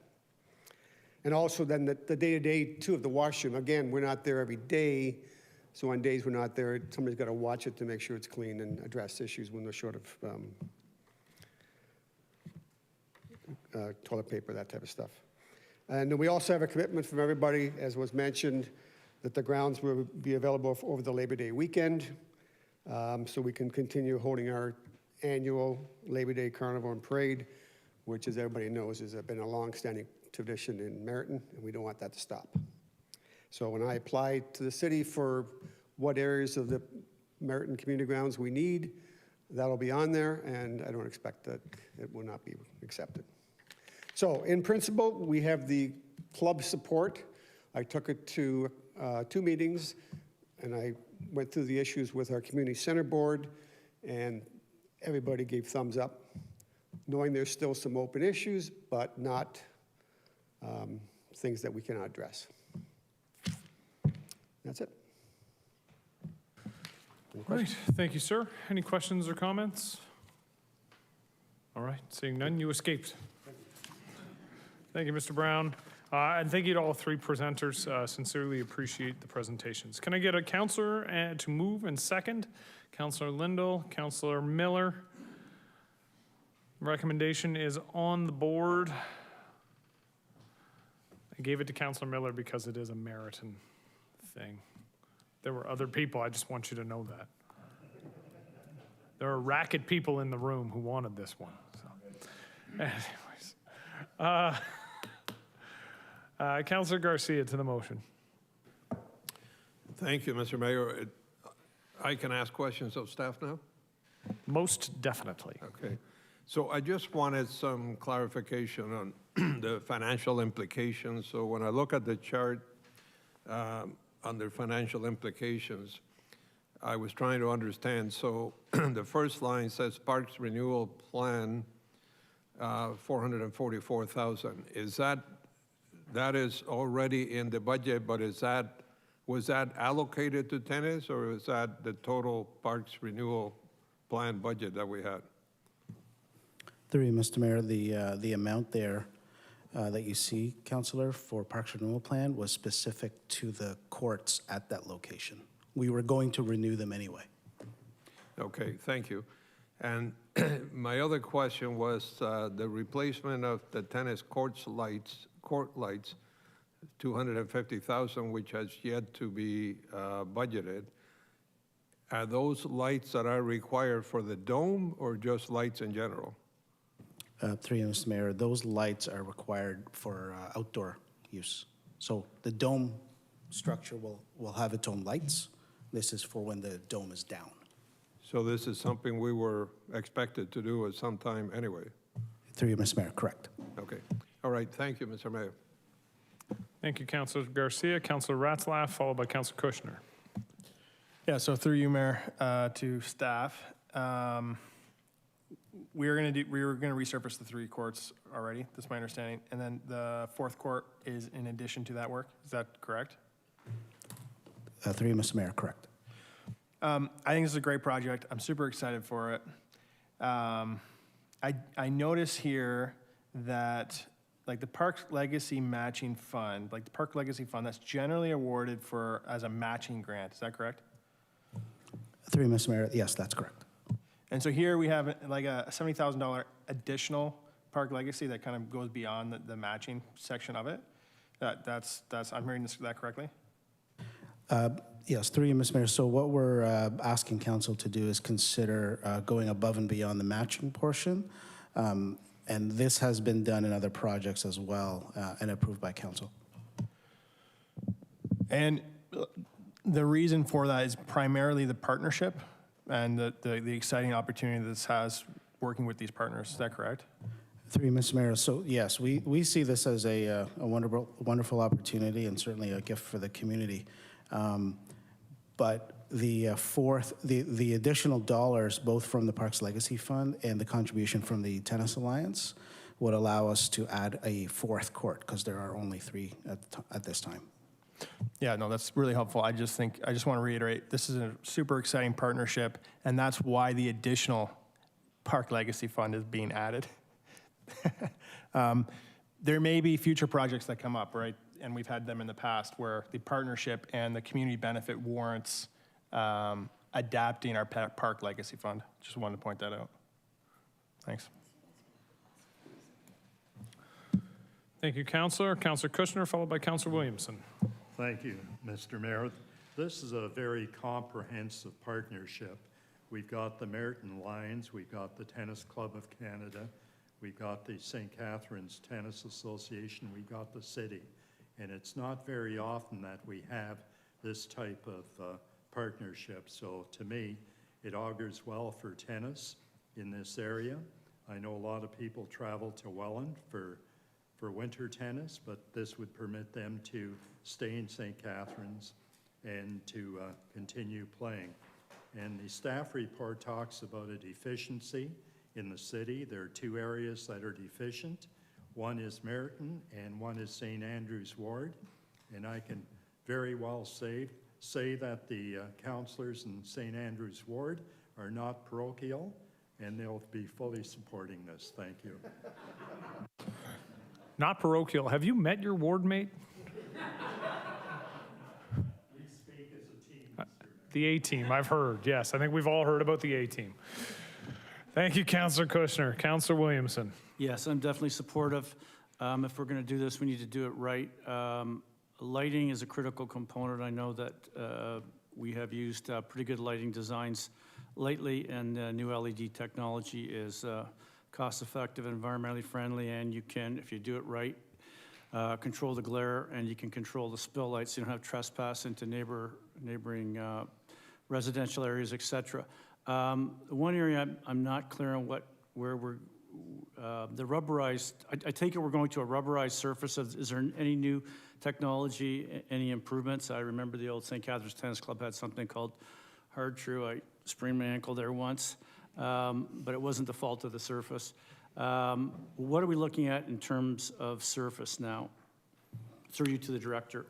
Through you, Mr. Mayor, it would not be rubberized, Councillor. It would be the regular asphalt quartz, but coated with, there is a top layer on top of the asphalt, but it wouldn't be, I thought that was a rubber layer, sort of, okay.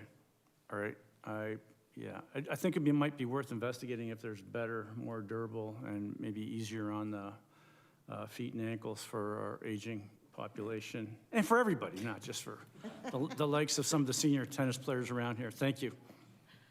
Turn that mic off real quick, Councilor Williamson. Councilor Phillips. Through you, Mr. Mayor. As mentioned, the Recreation Master Plan has dealt with this in depth and strongly supports it, as do I. In the location of the tennis courts, in looking at it at Meriton, there's a baseball diamond very, very close, in my mind, to where those courts are located. Is that a concern as far as building a fourth court? Through you, Mr. Mayor, no, it's not a concern. Okay.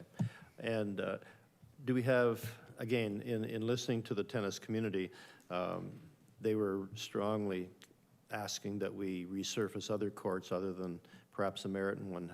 Have we gone any further as far as considering, say, not being parochial, Lynn Lake Park as an example, or any other courts in the city to resurface them, because there aren't too many courts in the city that are playable?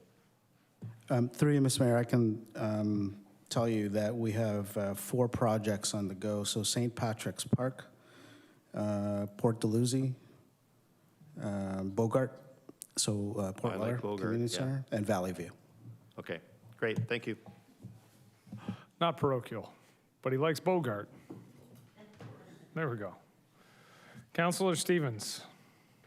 Thank you. I think this is a great idea, and I'm just going to throw that out there that there's 2 tennis courts in our ward that probably need some updating as well. All right. I think we've gone through everybody. We have a motion duly moved and seconded on the floor by Councilors Lindell and Miller. Seeing no other comments, I will look to the clerk to call the roll. Councillor Lindell? Yes. Councillor Miller? A hearty yes. Councillor Garcia? Yes. Councillor Townsend? Yes. Councillor Ratzlaff? Yes. Councillor Stevens? Yes. Councillor McPherson? Yes. Councillor Dodge? Yes. Councillor Kushner? Yes. Councillor Williamson? Yes. Councillor Phillips? Yes. Mayor Cisco? Yes. That's carried.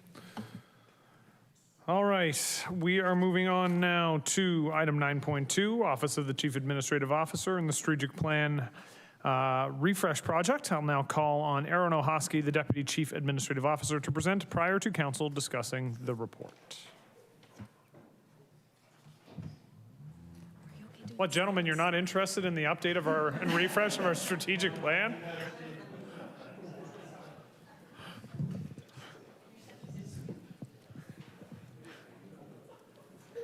I'll take it personally. You are good to go. Don't take that personally. None taken. Their loss. So I just wanted to start off tonight's presentation on the Strategic Plan Refresh Project with a thank you. So first of all, thank you for members of the Budget Standing Committee for providing the staff direction, acknowledging the critical importance of checking in with Council's strategic plan as we start getting in too far into the multi-year budget process. So thank you for that. And thank you to every member around this horseshoe, including the mayor, in some way, shape, or form, either going into the election or since the election, you've taken the time to talk with either myself or Dave and myself, either in your wards at City Hall, about what matters most to you, what matters most to the community, what you've heard from them, and where you see your vision of success for St. Catharines going forward. And those words really informed the presentation that's before you tonight. So thank you for that. Next slide, please, sir. So backing up, first it's probably a good idea to ask the question, what is a strategic plan? So for municipal governments, a strategic plan is really about answering 6 questions, and once you answer those 6 questions, you're done. The first 3 questions, 1, 2, and 3, are about where are we going? What's our end game? What do we want to achieve as a community? So you'll remember maybe in our conversations, I asking you questions like, if you're looking around St. Catharines, say it's 2045, and you're seeing a community that's successful, what does that vision look like to you? What are you seeing? How do you know that the decisions that this council is making today, the work that our administration is doing together with you, is making a positive impact? So thank you for your responses to that. That really starts to drive a vision statement. What principles guide council and staff? What's most important in the way we work together? So those are really answered through guiding principles. Where should we focus our efforts, and what's the desired result in each of these areas? So what are our goal statements? What are we trying to achieve? What results are we wanting to drive towards? So those are questions 1, 2, and 3. Questions 4 and 5 are really about how we get there. What initiatives, what investments are going to give us the greatest chance of achieving the answers to questions 1, 2, and 3. Where are we going to get the biggest bang for our buck in terms of where we want to go? So that really helps to define what actions, which priority initiatives, which investments are most important to council. And the last question, number 6, is something I heard from many of you. We did a strategic plan back in 2019 for members of the last council, but we haven't heard much about this. Where are we at? Where are we at with the projects? How do we know that we're driving towards success, and wanting to hear more about that? And we heard you. That's a critically important question in terms of letting you know how it's going and having opportunities to check in along the way. Next slide, please, sir. So why is a strategic plan important? Well, it's because once we look at our organization and we take a look at all the things that we are legislatively required to do, whether it's provincial, federal, or other requirements, once we factor out all of the services that we're in the business of delivering, there isn't a whole lot left. So we want to make sure we're using every little bit of those resources to drive in the same direction as you. We're also very mindful of the Budget Standing Committee and Council's direction on guidance. So we want to be sure that we're hitting the mark on your expectations as much as possible while still making sure we're meeting and coming in within those guidance. So by understanding what's most important to you, we have a better chance of success as an administration and as a team for you on meeting the mark. It can be a lot, having motions, having resolutions, having reports, to really understand from you as a whole, as a collective, what matters most. And that's really going to help us going into the multi-year budget process to be able to deliver on that for you. Next slide, please. So if you can kind of take the example of a rowing aid, and I'll admit I'm really out of my element because I'm not a rower. This is a group that once they get going, it's hard to stop. It's a group that it's really hard to turn on a dime. And it's a group that if everyone is rowing in the same direction, then really the sky's the limit and they can achieve great things together. And that's really what a strategic plan is all about. Shifting and responding in short order to things on the fly is really difficult for an organization of our size, and you've probably noticed that. But the more we can be on the same page with you on what we're trying to achieve, what your expectations are, what your priorities are as a collective, then we can make sure that as an administration, we are rowing in that direction. Next slide, please, Sarah. So why should we undertake a strategic plan refresh? Well, for the reasons on the screen, that it helps us really know that when we come forward to you saying we are fulfilling council's priorities, that we can be certain that those are your priorities. That's really important. Making sure that it focuses on results so that we can monitor performance. Make sure it aligns with some of the trends we're seeing. I mean, none of us could have seen the pandemic coming, but for the things we can see coming, let's make sure we have line of sight to those. and make sure all goals and priorities are consolidated in one easy-to-read document. So we're clear on council's expectations, and between Dave, myself, the senior leadership team, it's easier to mobilize the organization around that. So those are my reasons, but I heard a lot of things from you, that our strategic plan was approved before COVID, and there's new challenges that we need to be aware of, that we haven't checked in a while, that a lot of initiatives have already been completed. Also, we've had an election since that time, and there's at least 3 members of this horseshoe that weren't engaged in those conversations. So that's reason enough to check in at this point as well. Next slide, please. Oh, back one, sorry, Sarah. So we heard you. We heard you in those interviews. We've been kind of trying to take a look at where the puck is going, so to speak, in this horseshoe, and the councils and the priorities that seem to be arising. So I've given a high-level summary of some of the themes, whether they're affordability as it relates to housing affordability, but also stewardship of resources and taxpayer ability to pay, climate change, green initiatives, ecological footprint. These are all things I've heard from you. Community building, the critical importance of the downtown, but other key neighborhood regeneration projects in other areas of the city. Multimodal transportation, asset management, also community wellness. I heard from a lot of you when I was asking, how has the community changed and how have our community priorities changed since COVID? A lot of you spoke to me about the critical importance of trails, of recreational infrastructure as something that brought the community through the pandemic and remains of critical importance today. Municipal service, we heard the need for strong customer service and really proactive communication with our residents. Making a great place to work with employee engagement and culture as well. So I would say that a full detailed description, I didn't name names, but a full detailed description of what I heard from all of you is available in Appendix 2. If you don't see what your priorities are reflected in Appendix 2, or maybe since we've last discussed this, some new things have come up. I'd invite you to reach out and be happy to make those updates. This isn't set in stone at this time. So other considerations that when I spoke with many of you that we might want to consider. So within this process, we're pleased to build in checking in with the community, and it's really strategically timed at the beginning of the multi-year budgeting process to check in with the community saying, we understand, we heard that these are your priorities, are we on the right track? Which can help with our budget engagement through the multi-year budget process. We've also heard the need that we need to report to you more regularly on where we're at with our strategic plan.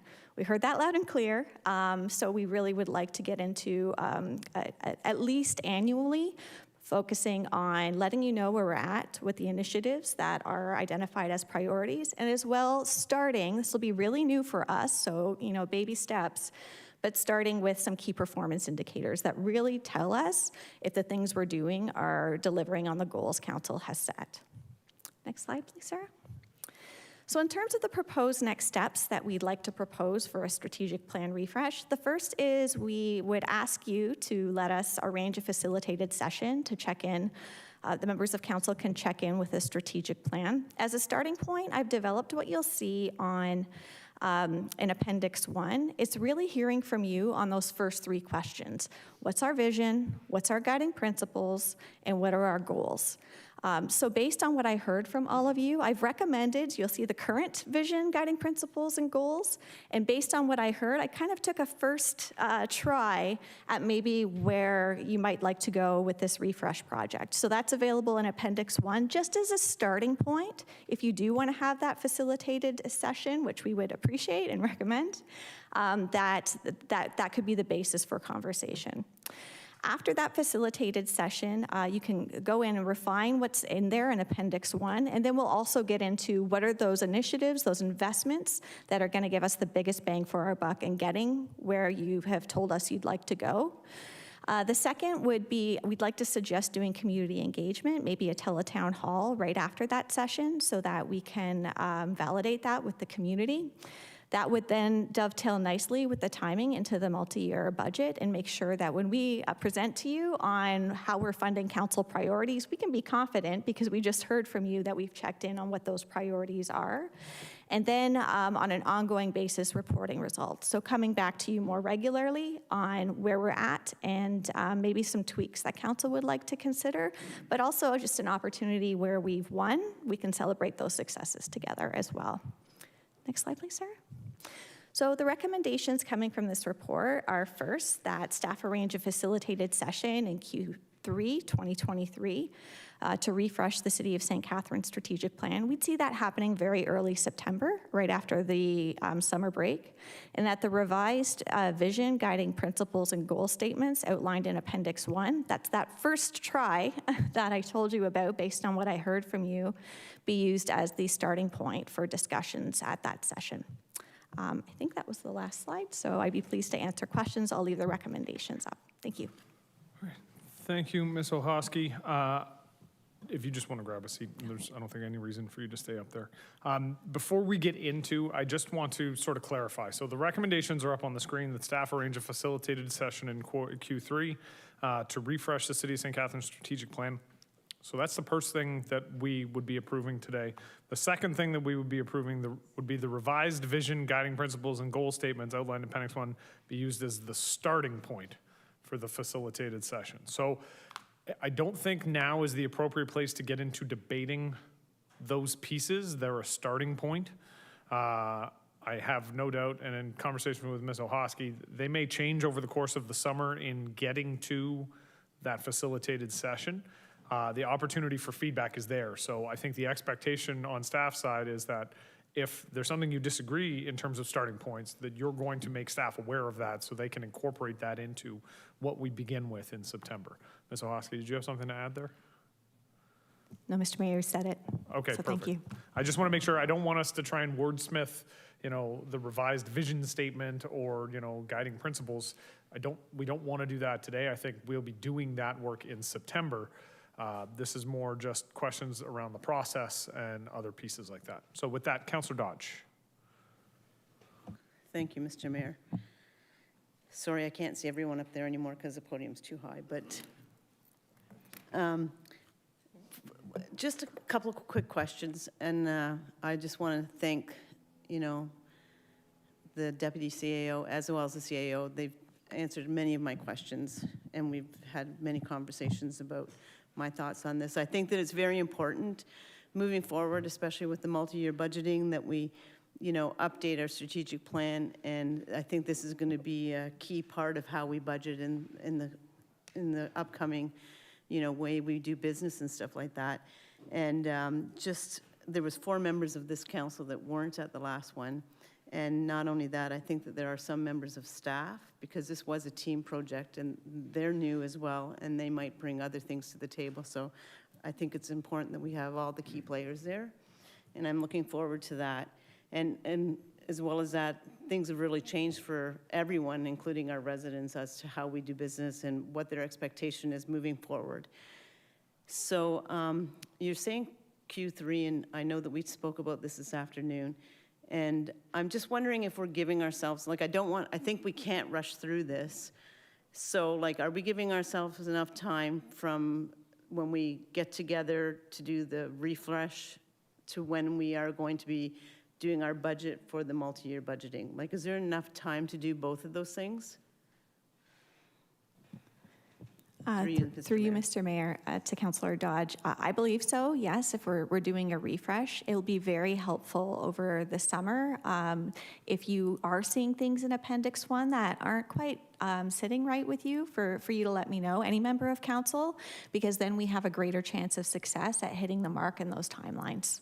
Yeah, and I agree with that. And I think that part of this, for me, I think is when we're able to get together as a council and staff, as a team, and talk about things, all of us were on the campaign trail, and we heard many different things from residents, and we still hear different things, different expectations and stuff like that. And I think that it's important that we get together as a team to discuss some of those things and where we would like to see it move forward. And there's probably things that someone from around the table or staff have ideas that I have no idea, and that's when we'll hear about those things and kind of hash out what's the most important. When you look at our prior strategic plan, some of those goals were already met, so they've fallen off the table. So we need to put new things on there, and I think that we need to, it should be a working document where we certainly, you know, moving forward, have more of a hands-on approach with our strategic plan, especially because I think it's going to be very attached to our budgeting process. Thank you. Thank you, Councillor Dodge. Councillor Garcia. Thank you, Mr. Mayor. As you said, we don't want to get into details now, but I just wanted to thank the Deputy CAO for that presentation. I can see from the presentation that she understands strategic planning, and that's music to my heart. So I will emphasize what I always say, that when we do this, that we have to make sure that whatever we do is realistic and achievable, and also that our objectives are measurable, so that we don't end up with all these great objectives, but we don't know whether we accomplish them or not. Thank you. Thank you, Councillor Garcia. Councillor Phillips. Through you, Mr. Mayor. Yeah, I agree that our former strategic plan needs to be viewed again. It's important for every new council, and we still are a new council, to own the strategic plan. We don't own this strategic plan because it was the last term of council, not to say there's anything wrong with that. But I'll be honest, I don't know, maybe I'm the only one on council, but I'm not really sure where we are with the strategic plan. I know staff have been working with it, and they may be making decisions based on the strategic plan, but it needs to come to us so that we know what has been done, what we're doing, and where we're going. And hopefully when we meet in Q3, and hopefully it's going to be early in Q3, because as Councillor Dodge said, you got to base your budget on that.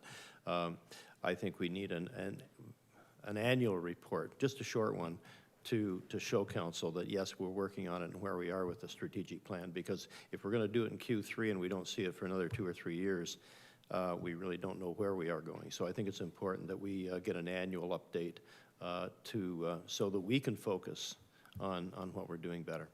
Thank you. Thank you, Councillor Phillips. Councillor Dodge, I saw you jumped in for a second. And for a third. Thank you. Sorry, Mr. Mayor. Councillor Garcia actually brought something that I think that should be a little bit of bragging rights for us, is maybe the Deputy CAO would like to give a little bit of her background about how she can help us forward with this. I understand she's very qualified in that expertise. Deputy CAO, your biography with respect to strategic planning. Well, through you, Mr. Mayor, I'm blushing a little bit. Thank you, Councillor Dodge. But yes, have been involved prior to joining the city for 3 years of consulting on strategic plans across Ontario. So there will be some examples that if I might send out, full disclosure, I may have been involved in some of those examples. So thank you, Councillor Dodge. All right. Seeing no other questions or comments, I will just briefly say, and Councillor Garcia, I appreciate he touched on this. One of my frustrations over the last 8 years of having a strategic plan has been the lack of KPIs. I think we need a strategic plan that allows us to measure our results and to see those key performance indicators and demonstrate them to the community as well. And we've talked a lot about them in the past. We've all said how important they are, but we haven't been able to get to a point where we have them. So I will say very clearly from my perspective, the most important thing coming out of this strategic plan is that we have a capacity to be able to actually measure how we're doing against the strategic plan, and we have KPIs that are easy to understand and that we can not just understand ourselves, but be able to turn them around to the community and go, see, these are the things that we said were important, and this is how we're doing in meeting those strategic goals. So with that, I'll look to the clerk to call the roll.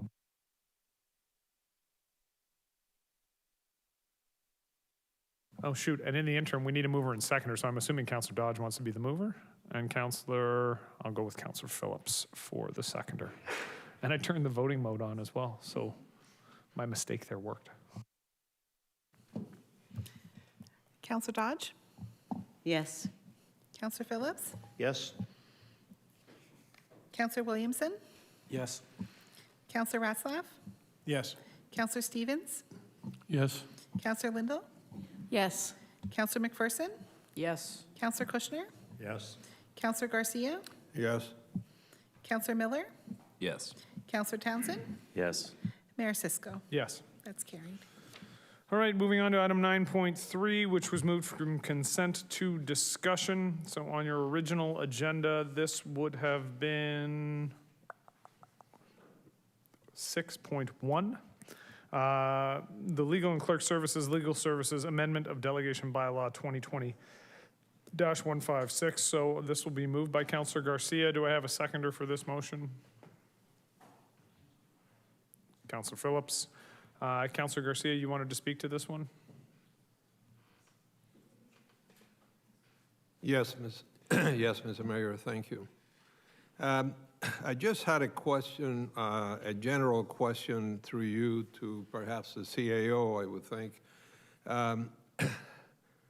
I'm just concerned that we seem to continue to have recommendations to adjust or change delegation authority, and I don't recall having as many before, but I know that we just went through it for the multi-year budget policy, for example, but with these here,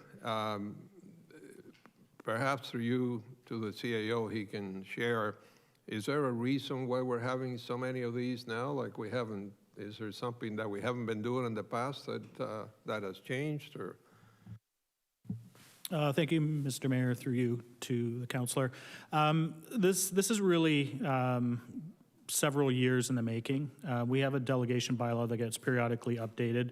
The process that's undertaken are typically when administrative type of issues or timing issues come forward, our legal and clerk services ask and go to the various departments to see what's holding up certain business pieces throughout the corporation.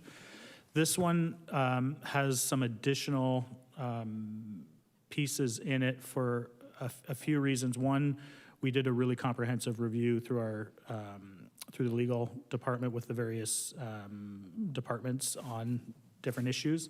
There were some things that mostly that are really operational in nature, and sometimes they're timing related, but it's not the intention to remove that authority from council. It's in circumstances when, you know, a lot of these issues need to be dealt with on a timely basis.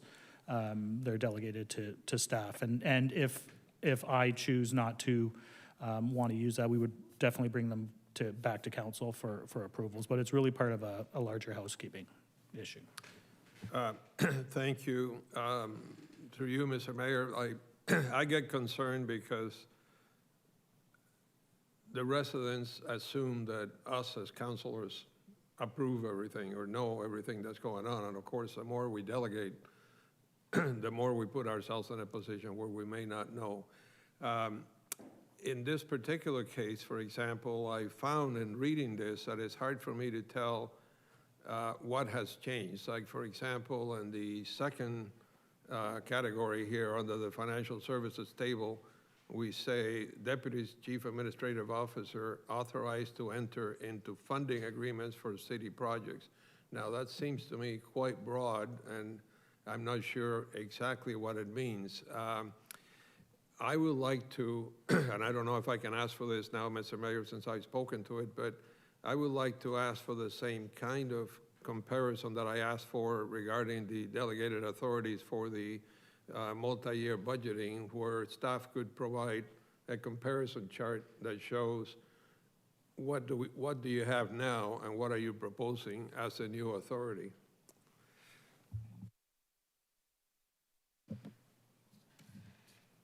To the councillor, through the mayor, I'd like to address 2 points. First, to your initial question about why is this more robust than in previous years. There's 2 reasons for it. The first is there was a comprehensive adjustment to various budgeting powers that the city has given itself through the budget control policy that was approved in the last month. And then the second portion, if you look at I think most of the changes here really relate to planning. And that's because there's several changes coming down from the province namely the More Homes Built Faster Act, that is going to change the practices within the city's planning department.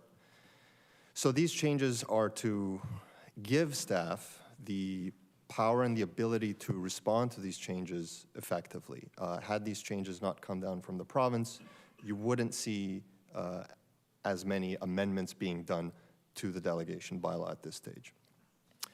And then the second point I'd like to address is your question with respect to item E4 in the table under FMS, namely point number 1, Deputy Chief Officer, CAO, authorized to enter into funding agreements. This is, again, it's a housekeeping amendment. The way it was previously written was only for applying to enter into those funding agreements. This change also gives the power to then enter into those agreements. Being able to apply for something without the power to then enter into it it's really pointless almost, because you can apply for it and then you would enter into this administrative limbo where you wouldn't be able to then enter into that agreement pursuant to your application. So it's a technical change, but it's one that clarifies that post-application you can actually then enter into those agreements. Thank you for that. Mr. Mayor, if I may, what I would like to do is add an amendment that staff provide, and it can be as in memo form. I don't want to hold this up. A comparison to council of what the changes are, what it is now, and what we're saying. I think that's eminently fair, Councillor. So you're the mover. Councillor Phillips is the seconder. There's no issue with that. So then if we provide a staff to compare what the changes, what changes have taken place. Okay. Excellent. Thank you, Councillor Garcia. Any other questions or comments? Councillor Miller. Yeah, just a question. This was from a resident about the I think you probably answered this already today, but the changes to the trespass notice. Could you just maybe elucidate on what that means? Yeah, thank you for the question. I did have this posed to me earlier. This is specific to city facilities when we have issues of people either threatening staff or causing damage to facilities. It's not for, and not to be used for encampment removal or anything of that nature. Okay, great. Thank you. Thank you, Councillor. Seeing no other questions or comments, I will look to the clerk to call the roll. Councillor Garcia? Yes. Councillor Phillips? Yes. Councillor Stevens? Yes. Councillor Townsend? Yes. Councillor Kushner? Yes. Councillor Dodge? Yes. Councillor Lindell? Yes. Councillor Miller? Yes. Councillor Ratzlaff? Yes. Councillor Williamson? Yes. Councillor McPherson? Yes. Mayor Cisco? Yes. That's carried. All right. Moving on to item 9.4, which is actually item 6.3, sub-item 10 from the original agenda. There is a motion that comes out of this. This is regarding the executive director of the Downtown Association calling on the province. It says calling on the province for an extension on emergency business account loan repayment from consent to discussion, but it should say federal because those loans were federal. So the motion is on the screen. I'm going to suggest it's Councillor McPherson who is moving it. Do we have a seconder? Councillor Dodge, wonderful. Anybody to speak to this? Councillor McPherson? Just want to, in support of this, obviously, in support of this motion, is we do have a lot of businesses who are still struggling, and any little bit helps. And I believe the OBIA, the Ontario Business Improvement Area Association, did a survey, and it showed that the payment requirements are going to put a lot of people in peril. So any little bit will help. Thank you. Thank you, Councillor. I will just say briefly, in speaking to specifically restaurateurs, a lot of whom have not really recovered at this stage.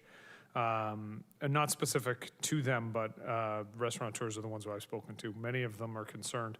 The loans were able to get them through the COVID pandemic, but they have not been able to make any headway. Some have made zero headway in trying to repay those loans because some industries like hospitality have not rebounded yet. So I appreciate you bringing this forward. Had you not, I was going to, but it is an important issue, and I think it's something that's going to affect our business districts drastically if something isn't done, not just the downtown, not just Port Dalhousie, not just Meriton, but all of the different business districts across the community, because there are a lot of businesses that were only able to stay afloat because of the loans that were offered up by the federal government and the changes and efforts that were made at the city and the regional level to try and keep them whole and not charge them penalties and all the rest of it. So I appreciate you bringing this forward, and I will look to the clerk to call the roll. Councillor McPherson. Yes. Councillor Dodge. Yes.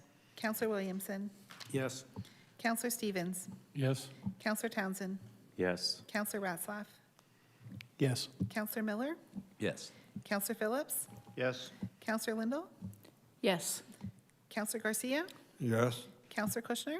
Yes. Mayor Cisco. Yes. That's carried.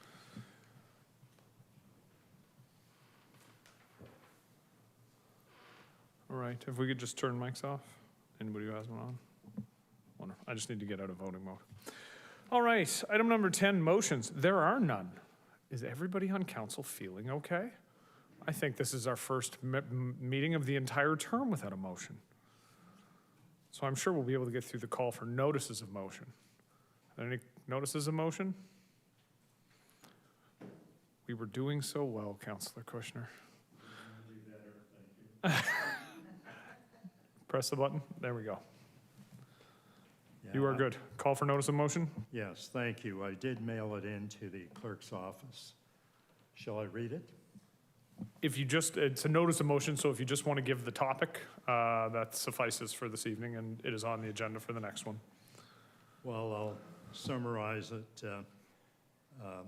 Be it resolved that all hiring of staff be placed on hold and that any new hiring be first considered and approved by the Budget Standing Committee and then Council, and furthermore, be it resolved that the cost savings from reduced hiring be passed on to our residents by either reducing the next tax installment or by rebating our taxpayers, and furthermore, if the installment change or rebate is not feasible, be it resolved that the cost savings be placed in the tax stabilization reserve to be used to mitigate next year's tax increase.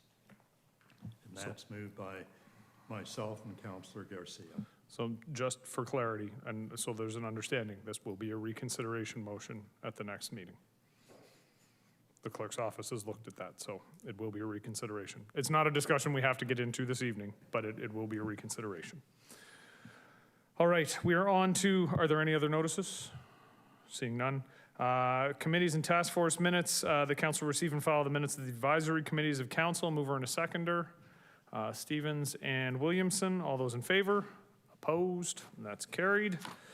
And now I will look to the clerk to read the reasons for going into closed session.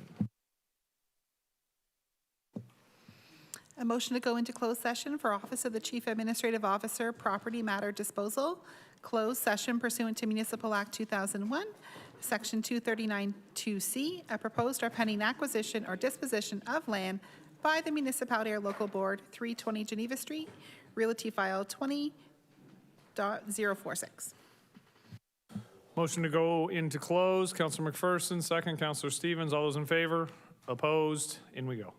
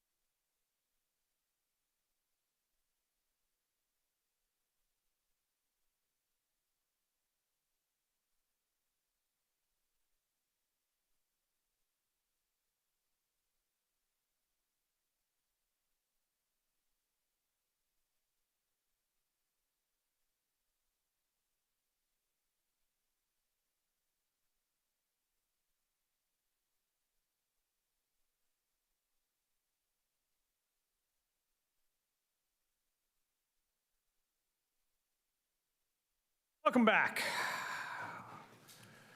Motion arising from the closed session. Can I have a counselor to move the motion? I have Counselor Townsend. Counselor Stevens is seconding that council approve the staff recommendation contained in report CAO 093-2023 regarding a property matter disposal, 320 Geneva Street, Realty File number 20.046. And I will look to the clerk. Counselor Townsend? Wait. Everybody's pressing buttons. Counselor Townsend?